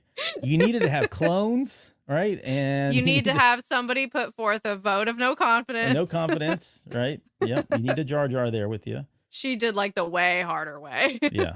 I think Palpatine probably went back and wow, I'm not doing this. I'm gonna do a better job. Okay, let's see. So going back, she wanted to live. So then we get some more insight into what she wants, right? She wants to go back to Coruscant. She wants to live on Coruscant. She wants a better life for Avon. Like she talks about putting her on some kind of diplomatic training, if you will, like so that Avon can follow in her footsteps, as a diplomat of some sort. And ultimately, she wants to free her. It says this in the book. She wants to free herself from Marchion Ro. She does want to detach herself from him because he is a liability. And this is what, is echoed and mirrored by the other people later on at the very end of the book, where they're like, yeah, we want out too. Well, this is what Melgar was saying too. Or was it Melgar, the guy that defected? He's like, Meglar. Yeah. He was like, this is crazy. I signed up for it because it sounded like a great opportunity, but it's very clear that your time will come. Like you have a very short lifespan here being part of the Nihil, and I want out of it. Right. I think that is the writing on the wall that a lot of people are starting to see, which I think is, again, where the cracks are going to start showing up in the wall there for Marchion Ro. Well, and since he doesn't have a cause or anything like that, I mean, the closest thing he has to a cause is I hate the Jedi. There's nothing keeping people there being willing to make these kinds of sacrifices. Yep. So. The last thing in that little moment there that she says to herself is that she wants to be ready when the Nihil will be forced to become something else, right? So the way, again, just reiterating, the way they're currently going about things is going to have to change. It's not sustainable. It's just a matter of time before they implode. And she wants to be in a better position to protect herself and, protect all the other things that she was talking about, right? Her future, her daughter, the opportunity for power, etc. Okay, and then we get so finally comes back, and this is after she talked to Elzar Mann, and Elzar's like, nope, I don't trust her. You don't need to trust her. This is a terrible decision. And I love the speech that she gives to like she really lets Ghirra Starros have it. Like straight out tells her she doesn't trust her, she doesn't trust Ro, she don't think she'll ever be able to trust Ghirra Starros. She says, I can't encourage the Senate to recognize the Nihil as a group built on, quote, lies, murder, and wanton destruction. She tells Ghirra, look, it sucks to be you, but you know what? You picked the wrong side kind of thing here. And then she says, look, we remember, all this stuff that's happened here, we can't just not account. It can't be taken. It has to be taken into account, right? All those travesties, the terrorist attacks, the millions of people that have died, all that can't be just brushed aside in the sake of wanting to, establish peace and move forward beyond that. She says, we've not forgotten, we will remember. She says, we will always remember. And I want to just read this piece here and then I kind of want your thoughts on it. But it says, I watched as Nihil cut down civilians to get at the Jedi as they bombed plazas and hotels and civilian structures. She paused, her breathing quick and shallow, and they laughed, Ghirra. They laughed. She looked down, indicating her prosthetic leg. I lost my leg, but I watched as others lost far more. Children, siblings, parents, lives, real lives, not pawns, not political playthings, not numbers on official report. You think I can forgive that? Really? And then she brings up that, the fact that they're both mothers. Like she even guilt trips her into like, you're a mother. What are you doing? What kind of a lifestyle are you living, for your daughter to look at? And then finally she says that Ro is just using her to taunt them or taunt them with peace, and that she's just a pawn and all that. But I mean, it's well said. Like there's a lot of truth in everything that she says there. Well, and that it's well said because Ghirra is shaking after because Ghirra's deep down, Ghirra knows that she's right. Like she did back the wrong side. She got herself in a horrible situation. It was ridiculous for her to even come here saying we need to move past this. Like, I mean, Lena So is right in everything she says, and Ghirra knows it. And that just really gets Ghirra deep because it's all of this stuff that she's been saying to herself over the past few weeks, she's just had somebody else say to her out loud. Yep. And it's when somebody says something like that out loud to you, it's hard to deny the truth of it. And all of that is getting in the way of what she really wants. So, I mean, she's really just backed herself into a corner here, and Lena So just totally calls her on it. Yep. And her response is pretty weak. I mean, she just basically says, oh, I'm sorry you feel that way. You could have brought peace. You could have been the hero here, but you decided not to. And Lena responds back saying, sorry, but we don't negotiate with terrorists, which is the United States stance on terrorism, if anybody is wondering. And then if anyone didn't know. If anyone, well, I don't know. We have international listeners, Lauren. And then Ghirra says she thinks that they're going to imprison her, right? That they're going to lock her up. And she's like, nope, not locking you up. That's probably what Ro wanted us to do, which I started to think about that. I'm like, yeah, he probably was like, yeah, go ahead. You'll get out of my hair because they're going to lock you up here. But no, they're not going to do that. They're going to send you, we're sending you back home. And then her final response when the chapter ends from Ghirra Starros is, I can't be held responsible for what happens next, Lena. We offered the hand of peace and you rejected it. Just remember, it was your choice. So coming right in with a threat after this whole thing about we're peaceful. Okay. Yeah. Yeah. It doesn't. Yeah. It's like you're grasping. Anyways, pretty weak. Woo. So yeah, that was 40. What was that? Excuse me. 41. 38. That was 38, 41. And now we're at 42. So she goes back to Hetzal. She's got her tail between her legs, and Ro's standing there looking out the window like he was, his Anakin Skywalker pose. And then without turning around, as he knows that she's walked in, he says, Ghirra, or is it Senator again? I presume your deal has been struck, and we are to usher in a new era of prosperity and democracy. Like, it's so. I think she even says like "you bastard" or something like that in her head. She says that to him. But yeah, he's pretty much mocking her, and she comes back and saying, "Look, these things take time." Ro tells her that that they just try to breach the storm wall. By the way, while you were out or on the way back, they try to breach the storm wall, which she's shocked. Like, she can't believe that they actually did that because she was just there, right? And they never once said anything. That was all kind of done while she was there. He mentions that it's foolish. They don't know anything about, Lightning Crash Station, which is the main place that operates the storm wall. Ghirra then tells Ro that the Nihil, that she's a Nihil to the very end, like trying to say, look, I'm loyal to you. I'm always going to be loyal to you, even though we don't necessarily agree on all that. I don't know that I believe that. I think she was coming in saying that because she felt like she was vulnerable and exposed now that things didn't go so well as planned. I think she's trying to convince him that she's not going to be like a loose cannon. Yeah. Please, mercy on me. Don't kill me, kind of thing. Yeah. Too. And then Ro says, look, we're going to have to respond. There's no way around it. We got to retaliate in some way.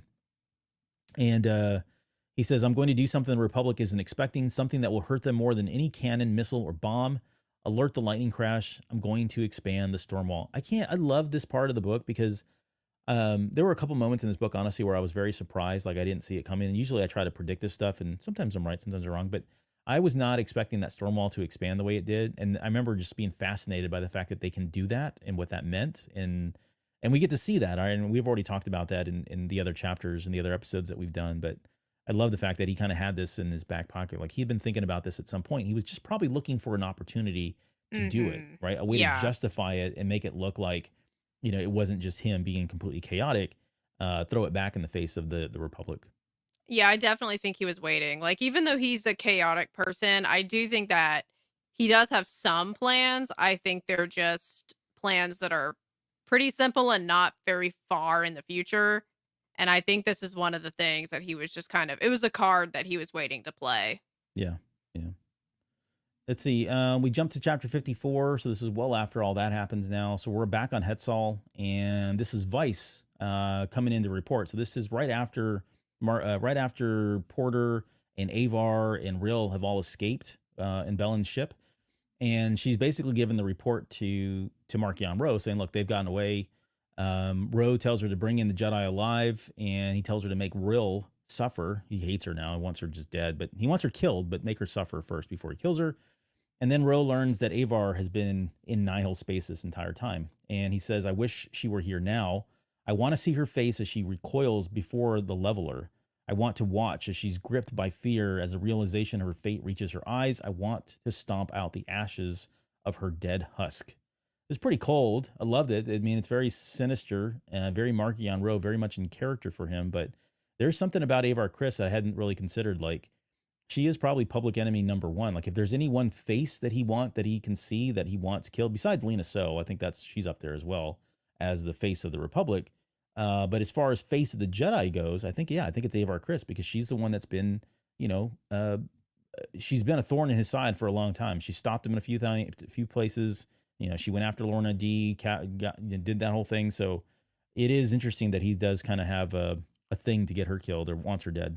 Well, and she's got all the glory, and glory is like the main thing that the Nihil respect. So it's almost like, because she's got all the glory out of all of the Jedi, that's the one he wants to go for and bring down. Yep.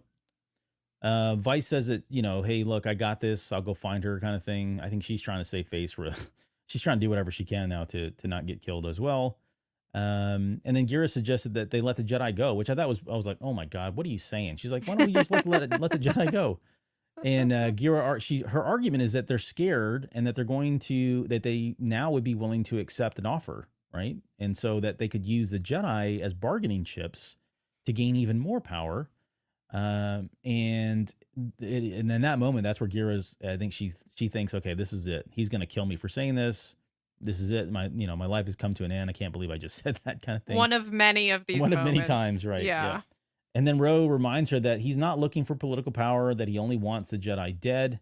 And then he gets the whole entire room, right? And he's got all his lackeys and his idiot followers in there, but they all start cheering kill the Jedi over and over again. So Ro then tells Vice that she only has one chance left and that he needs to bring in the Jedi, or she needs to bring in those Jedi.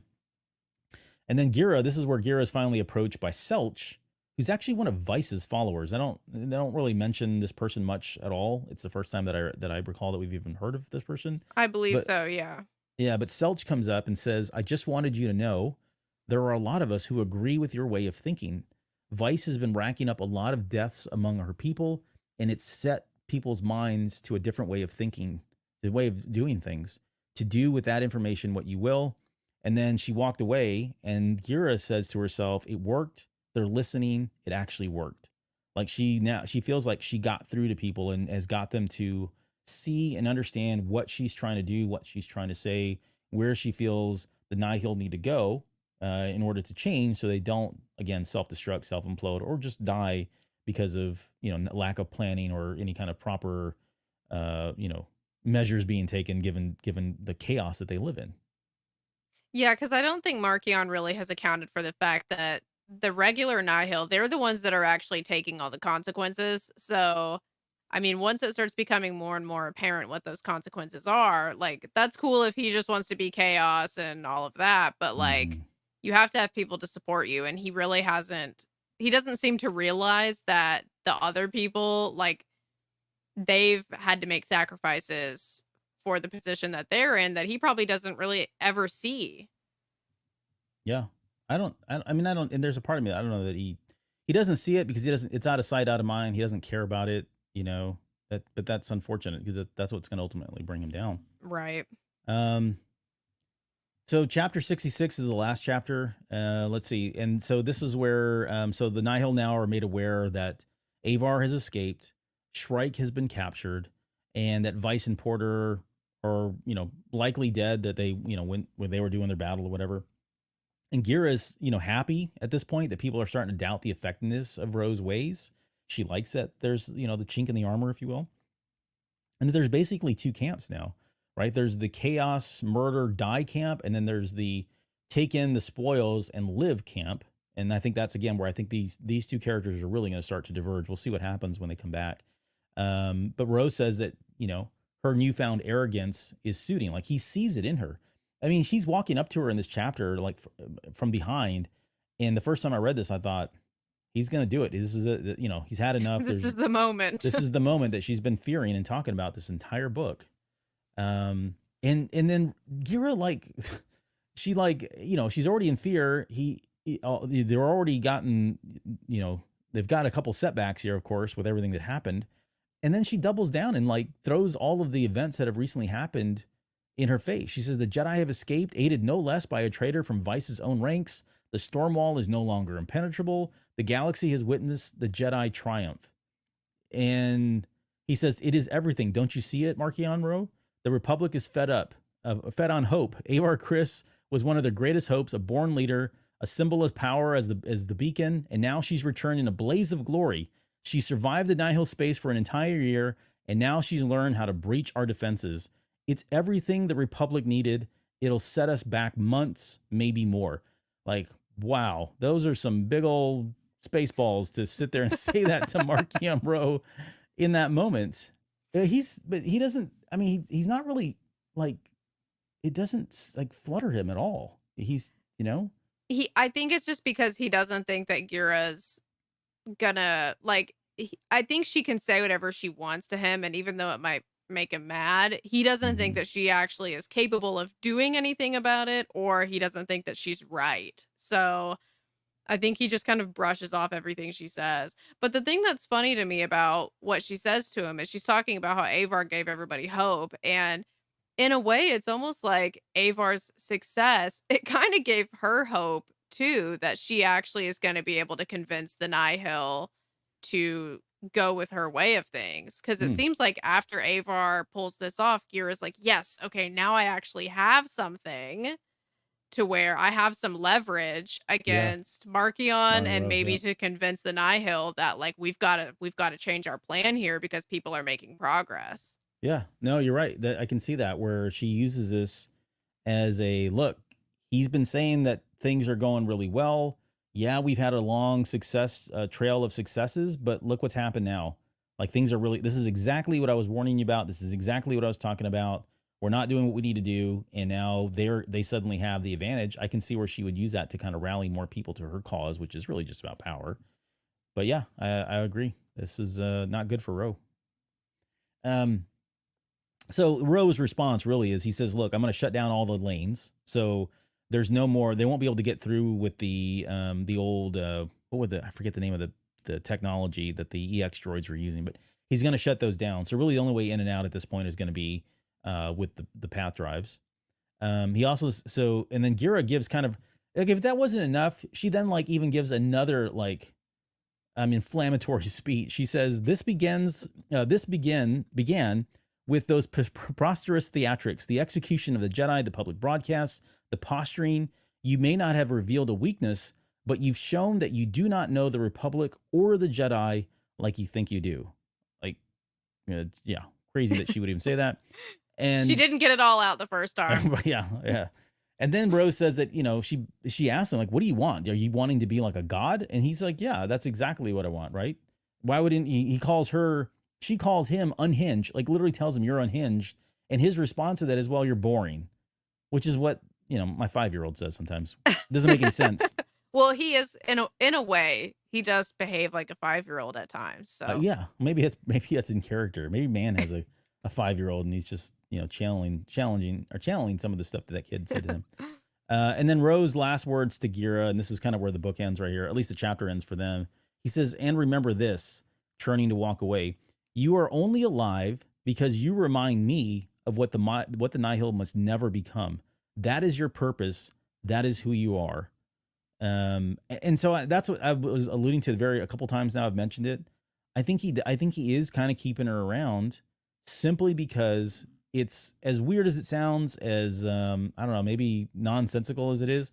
He's keeping her around as kind of that motto of like, I don't ever want to become this. I need to keep this here to kind of keep me in check about if I ever start agreeing or if I ever start doing what this person does, then I am becoming my enemy. Like he said earlier on, like he still sees her as an enemy. She is a product of that system. And so she is the model of which he does not want to be a part of. Again, it sounds crazy and it sounds nonsensical, but I think that's probably why he's keeping her around outside of the physical stuff. Yeah, it would make sense because other than that, it's hard for me to see any other reason for him to keep her around because he disagrees with everything she says. He obviously doesn't think that she has anything of value to say. So it's kind of like, what else would he be keeping her around for other than a tool of some kind? And I guess this is the tool, is sort of just like she's kind of like a cautionary tale to him. Yeah. You're right, because he has ample opportunities to just kill her. And you ask yourself so many times reading this, like, why has he not done it? He's unhappy with her. The relationship's not where it was during the Fallen Star. And from a psychopath's perspective, I can see where, this is a way for him to kind of just be that meter to measure against, if you will. The last very bit of this is her retort. Now, she doesn't say this out loud. She says it in her head after Ro tells her, look, you're only around because you remind me of what I should never become. Her response is, I'm so much more. And when the time is right, you will see. So like she's definitely got direction. I think she's got intent now. Again, I said that her fire has been rekindled by the fact that she's got people following her now, or at least believing in what she's saying. They can see the vision of what she has. And to your point, like the fact that Avar Kriss now and the Republic have now gotten a win, a pretty big win, one that I think is, going to benefit them in whatever the next book is, the next adult novel. I think that's enough for her to feel like, okay, the tides are turning. I'm not where I was, I don't know, 20 chapters ago. She's got leverage that she didn't have. She's got a lot before. more leverage. Yeah, for sure. So yeah, we'll see where this goes. Like, it's crazy that it just feels like there's a lot of stuff that is starting to implode on Marchion Ro. A lot of things that are starting to break, not only on the outside, but then on the inside as well. And so he's going to have to contend with that. And what I would say is that is a rabid, feral animal that is going to feel cornered. And they've said it. They've already the authors have said that it's still going to get worse. Like there's still some major tragedies that are going to happen here. And I'm thinking like, what position would he be in for those to happen? And if you trap an animal like that in a corner and all this stuff is falling around him, and he's unpredictable, like I think I really feel like it's still going to get worse before it gets any better, which I'm excited to see. I want to see what he does, but then how do the Republic and the Jedi and even now the Nihil that follow him, how do they respond to that? How do they react to all of that? Yeah, because I mean, it's hard to also imagine like anything worse than what he's already done. So I'm kind of like, what is that even going to look like? Because I mean, he's got some pretty horrible things under his belt already. So for him to be backed into a corner to where he does something even crazier than those things, I mean, that's really saying a lot. Yeah, it really is. I do have a question for you. When Ghirra says, "I'm so much more" in that last line, did you interpret that as any kind of like foreshadowing of something that maybe hasn't been revealed to us yet? Or did you interpret it more as like just Mm. kind of her trying to hype herself up? I think it was more hype herself up. I think it was more about her, talking about her potential that she feels like she has, that vision that she has, because she's very consistent about it. She's very vocal and very clear about her vision. Like she has a vision of what the Nihil should become. What future success should look like. And and I think that when she's emboldened now by what's happened here recently, and so I think when she says that, she's really just talking about, I'm going to become something more than you're telling me that I'll never become. Which we'll see what that means. If you wanted to get into, I guess, theories on it meaning something else, I don't know. Maybe she's a Jedi. Maybe she's force sensitive. Oh my God. I think if she was force sensitive, we would know by now. Yeah, probably. I know. I was just I think making the a joke. nameless makes that a little complicated. True. Um, What did yeah, you I don't think? know. I mean, I was wondering if maybe there's something specific there because I'm like a dog with a bone with this, but like I keep feeling like there's something else with Mm-hmm. about her. Mm-hmm. And I mean, I'm wondering if maybe she's alluding to something like maybe some sort of connection, some sort of other reasoning that we don't know about. I don't know. I feel like it could be taken either way. Like Yeah. there's a specific thing we don't know yet, or maybe she's just like thinking about rising from the ashes type of thing. Yeah. I mean, so so all the jokiness about force powers and stuff aside, like she's so like she is a character that I could see suddenly, maybe I wouldn't say defecting, but doing enough to get Marchion Ro out of there. Now that she's made a established contact with the Republic, she's kind of in their ear.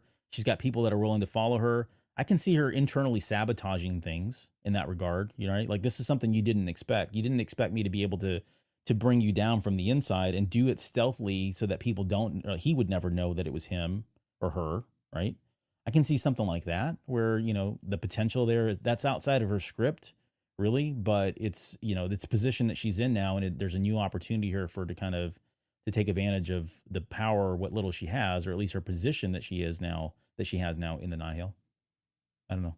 I don't know if that makes any sense, but Yeah, I feel like there's a few different ways it could go. yeah.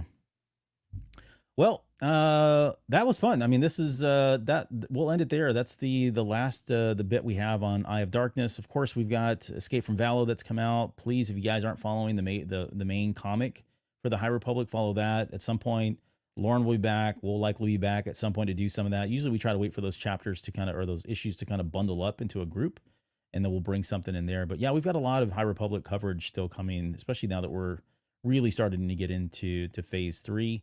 And I don't know. I really love this. I love the High Republic, as most people can tell, and I know you do too. But I think there's some really great storytelling here. I've really enjoyed the characters, and I know it's hard to onboard with the High Republic because of all the characters. And I've even with the phases, I've noticed that to be kind of the same thing. Like, okay, here we go, brand new characters. I got to get caught up. But if you can just get past that, right? If you can just get on board with and move past the characters and get that familiarity with them. This is really great storytelling, and I just love the fact that, at least in my own head, that at some point that there is going to be a payoff for how we see the Jedi in the Phantom Menace and maybe even Acolyte. How we get to see some of those after effects as well as Star Wars Eclipse, which I know we don't talk about much, which is set in the High Republic as well. But I do want to see all of those kind of come together. So there's a lot that's being thrown in Phase 1 and Phase 3 and in Phase 2 that I think will play off here down the road. Well, and the authors have done such a great job of, even though all the characters might look a little intimidating at first, all of the authors do a really great job of the people that you need to know. They make sure that you have the info that you need to know. I mean, there is a little bit of like stuff you got to keep track of in terms of the order of reading it, but I feel like it's just been handled really well in terms of like all of this new material and information that we're getting. Mm-hmm. It's being fed to us in a really smart way. So I feel like it's, considering the size of the material, it's still relatively easy to get into. Yeah, I would agree. And yeah, I want to throw this up there real quick. 'Cause we're off script at this point, and way over on time. Everybody's asleep. But I want to throw this up here because this is the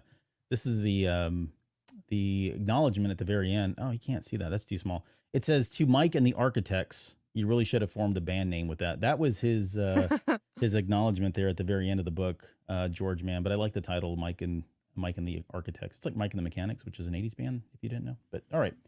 Hey, we're way over on time, but I know you were going to give some shout outs for all the amazing people that there's a lot of people still with us again. So thank you guys for being here. If you're awake, even if you're asleep, thank you for being here. But there's still a lot of people, and I know you're going to give some shout outs to those folks. Yes, thank you to everyone who joined us in the live chat. So my Star Wars guys, Sky, Jonesy, Kathy, Skywalker's Academy, Danny, One Up vs CPU, Music Train, Matt, Christopher Gray, and Jorge. Yes, thank you guys for being here. Hey, don't forget to head out to YouTube or cantinacast.com/YouTube or YouTube/cantinacast, however you want to get there. Like, subscribe. Please like this video already. Even if you're watching it, please like it. If you have questions, Lauren and I are trying to be really good about answering the questions in the comment section now. So if you got questions or something comes up, you wake up in the morning, you think, oh, I should have asked this, throw it in the comments. We will get to, we'll answer it there. Promise. One of us will answer it there. It's fun to engage in that kind of stuff. And then as far as, again, just a reminder on some of the programming that we've got coming up here. We've got the Way Station coming up on Sunday. So Ed and I will be back. We've got about 2 months worth of news, although we've kind of filtered out a lot of stuff. But we've got some news that we'll be covering here. It's our weekly show that we do on news. And then Jonesy and I will be on right after that to finally break down the Bad Batch trailer that was just released earlier this week. We were supposed to do it like on Wednesday, and then things just didn't happen. So we've got a lot to say about that, and we're going to start gearing up for Bad Batch. So get ready. I think in about 2 weeks or 3 weeks, we'll have our the show that we always do, which is the Final Hype. We'll break down everything that we know about the Bad Batch season 3. We'll throw in some theories and stuff as well, but we'll have a good time, and that'll kick us off. And then we'll roll into breaking down those episodes as they release. While that's going on, you'll still have other shows going on for High Republic and a number of other things as well. So please, again, like, subscribe, follow us on all the social media platforms so you don't miss out on any of that stuff. All right. I think I got everything. Anything else? Any final words of wisdom before we go? I'm stalling so I can hit the credits. I think you covered it. I think you got it all. All right. Team Obi-Wan. We'll see you guys here. Team Obi-Wan. Blue team forever. Blue team forever. We'll see you guys in a few minutes. Or a few days. Sorry. Thank you. Few Bye. days.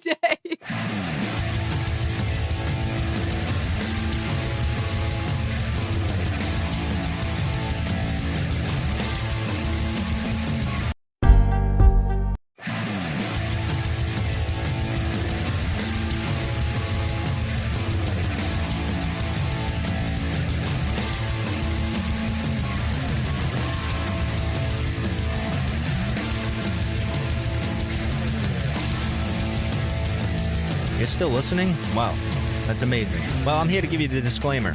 Normally we do a big, long, drawn-out disclaimer thing saying what's what and who's what and all that other stuff, but I think you guys kind of know that Lucasfilm and Disney have no affiliation with us at all, and we have none with them. We talk about Star Wars, which is their property, and all that other good, fun stuff, but I think you can tell which is our stuff and which is their stuff. If you can't, well, then send a lawyer to send an email to me, and I'll be glad to chat with them. Other than that, you know what's what, so that's your disclaimer.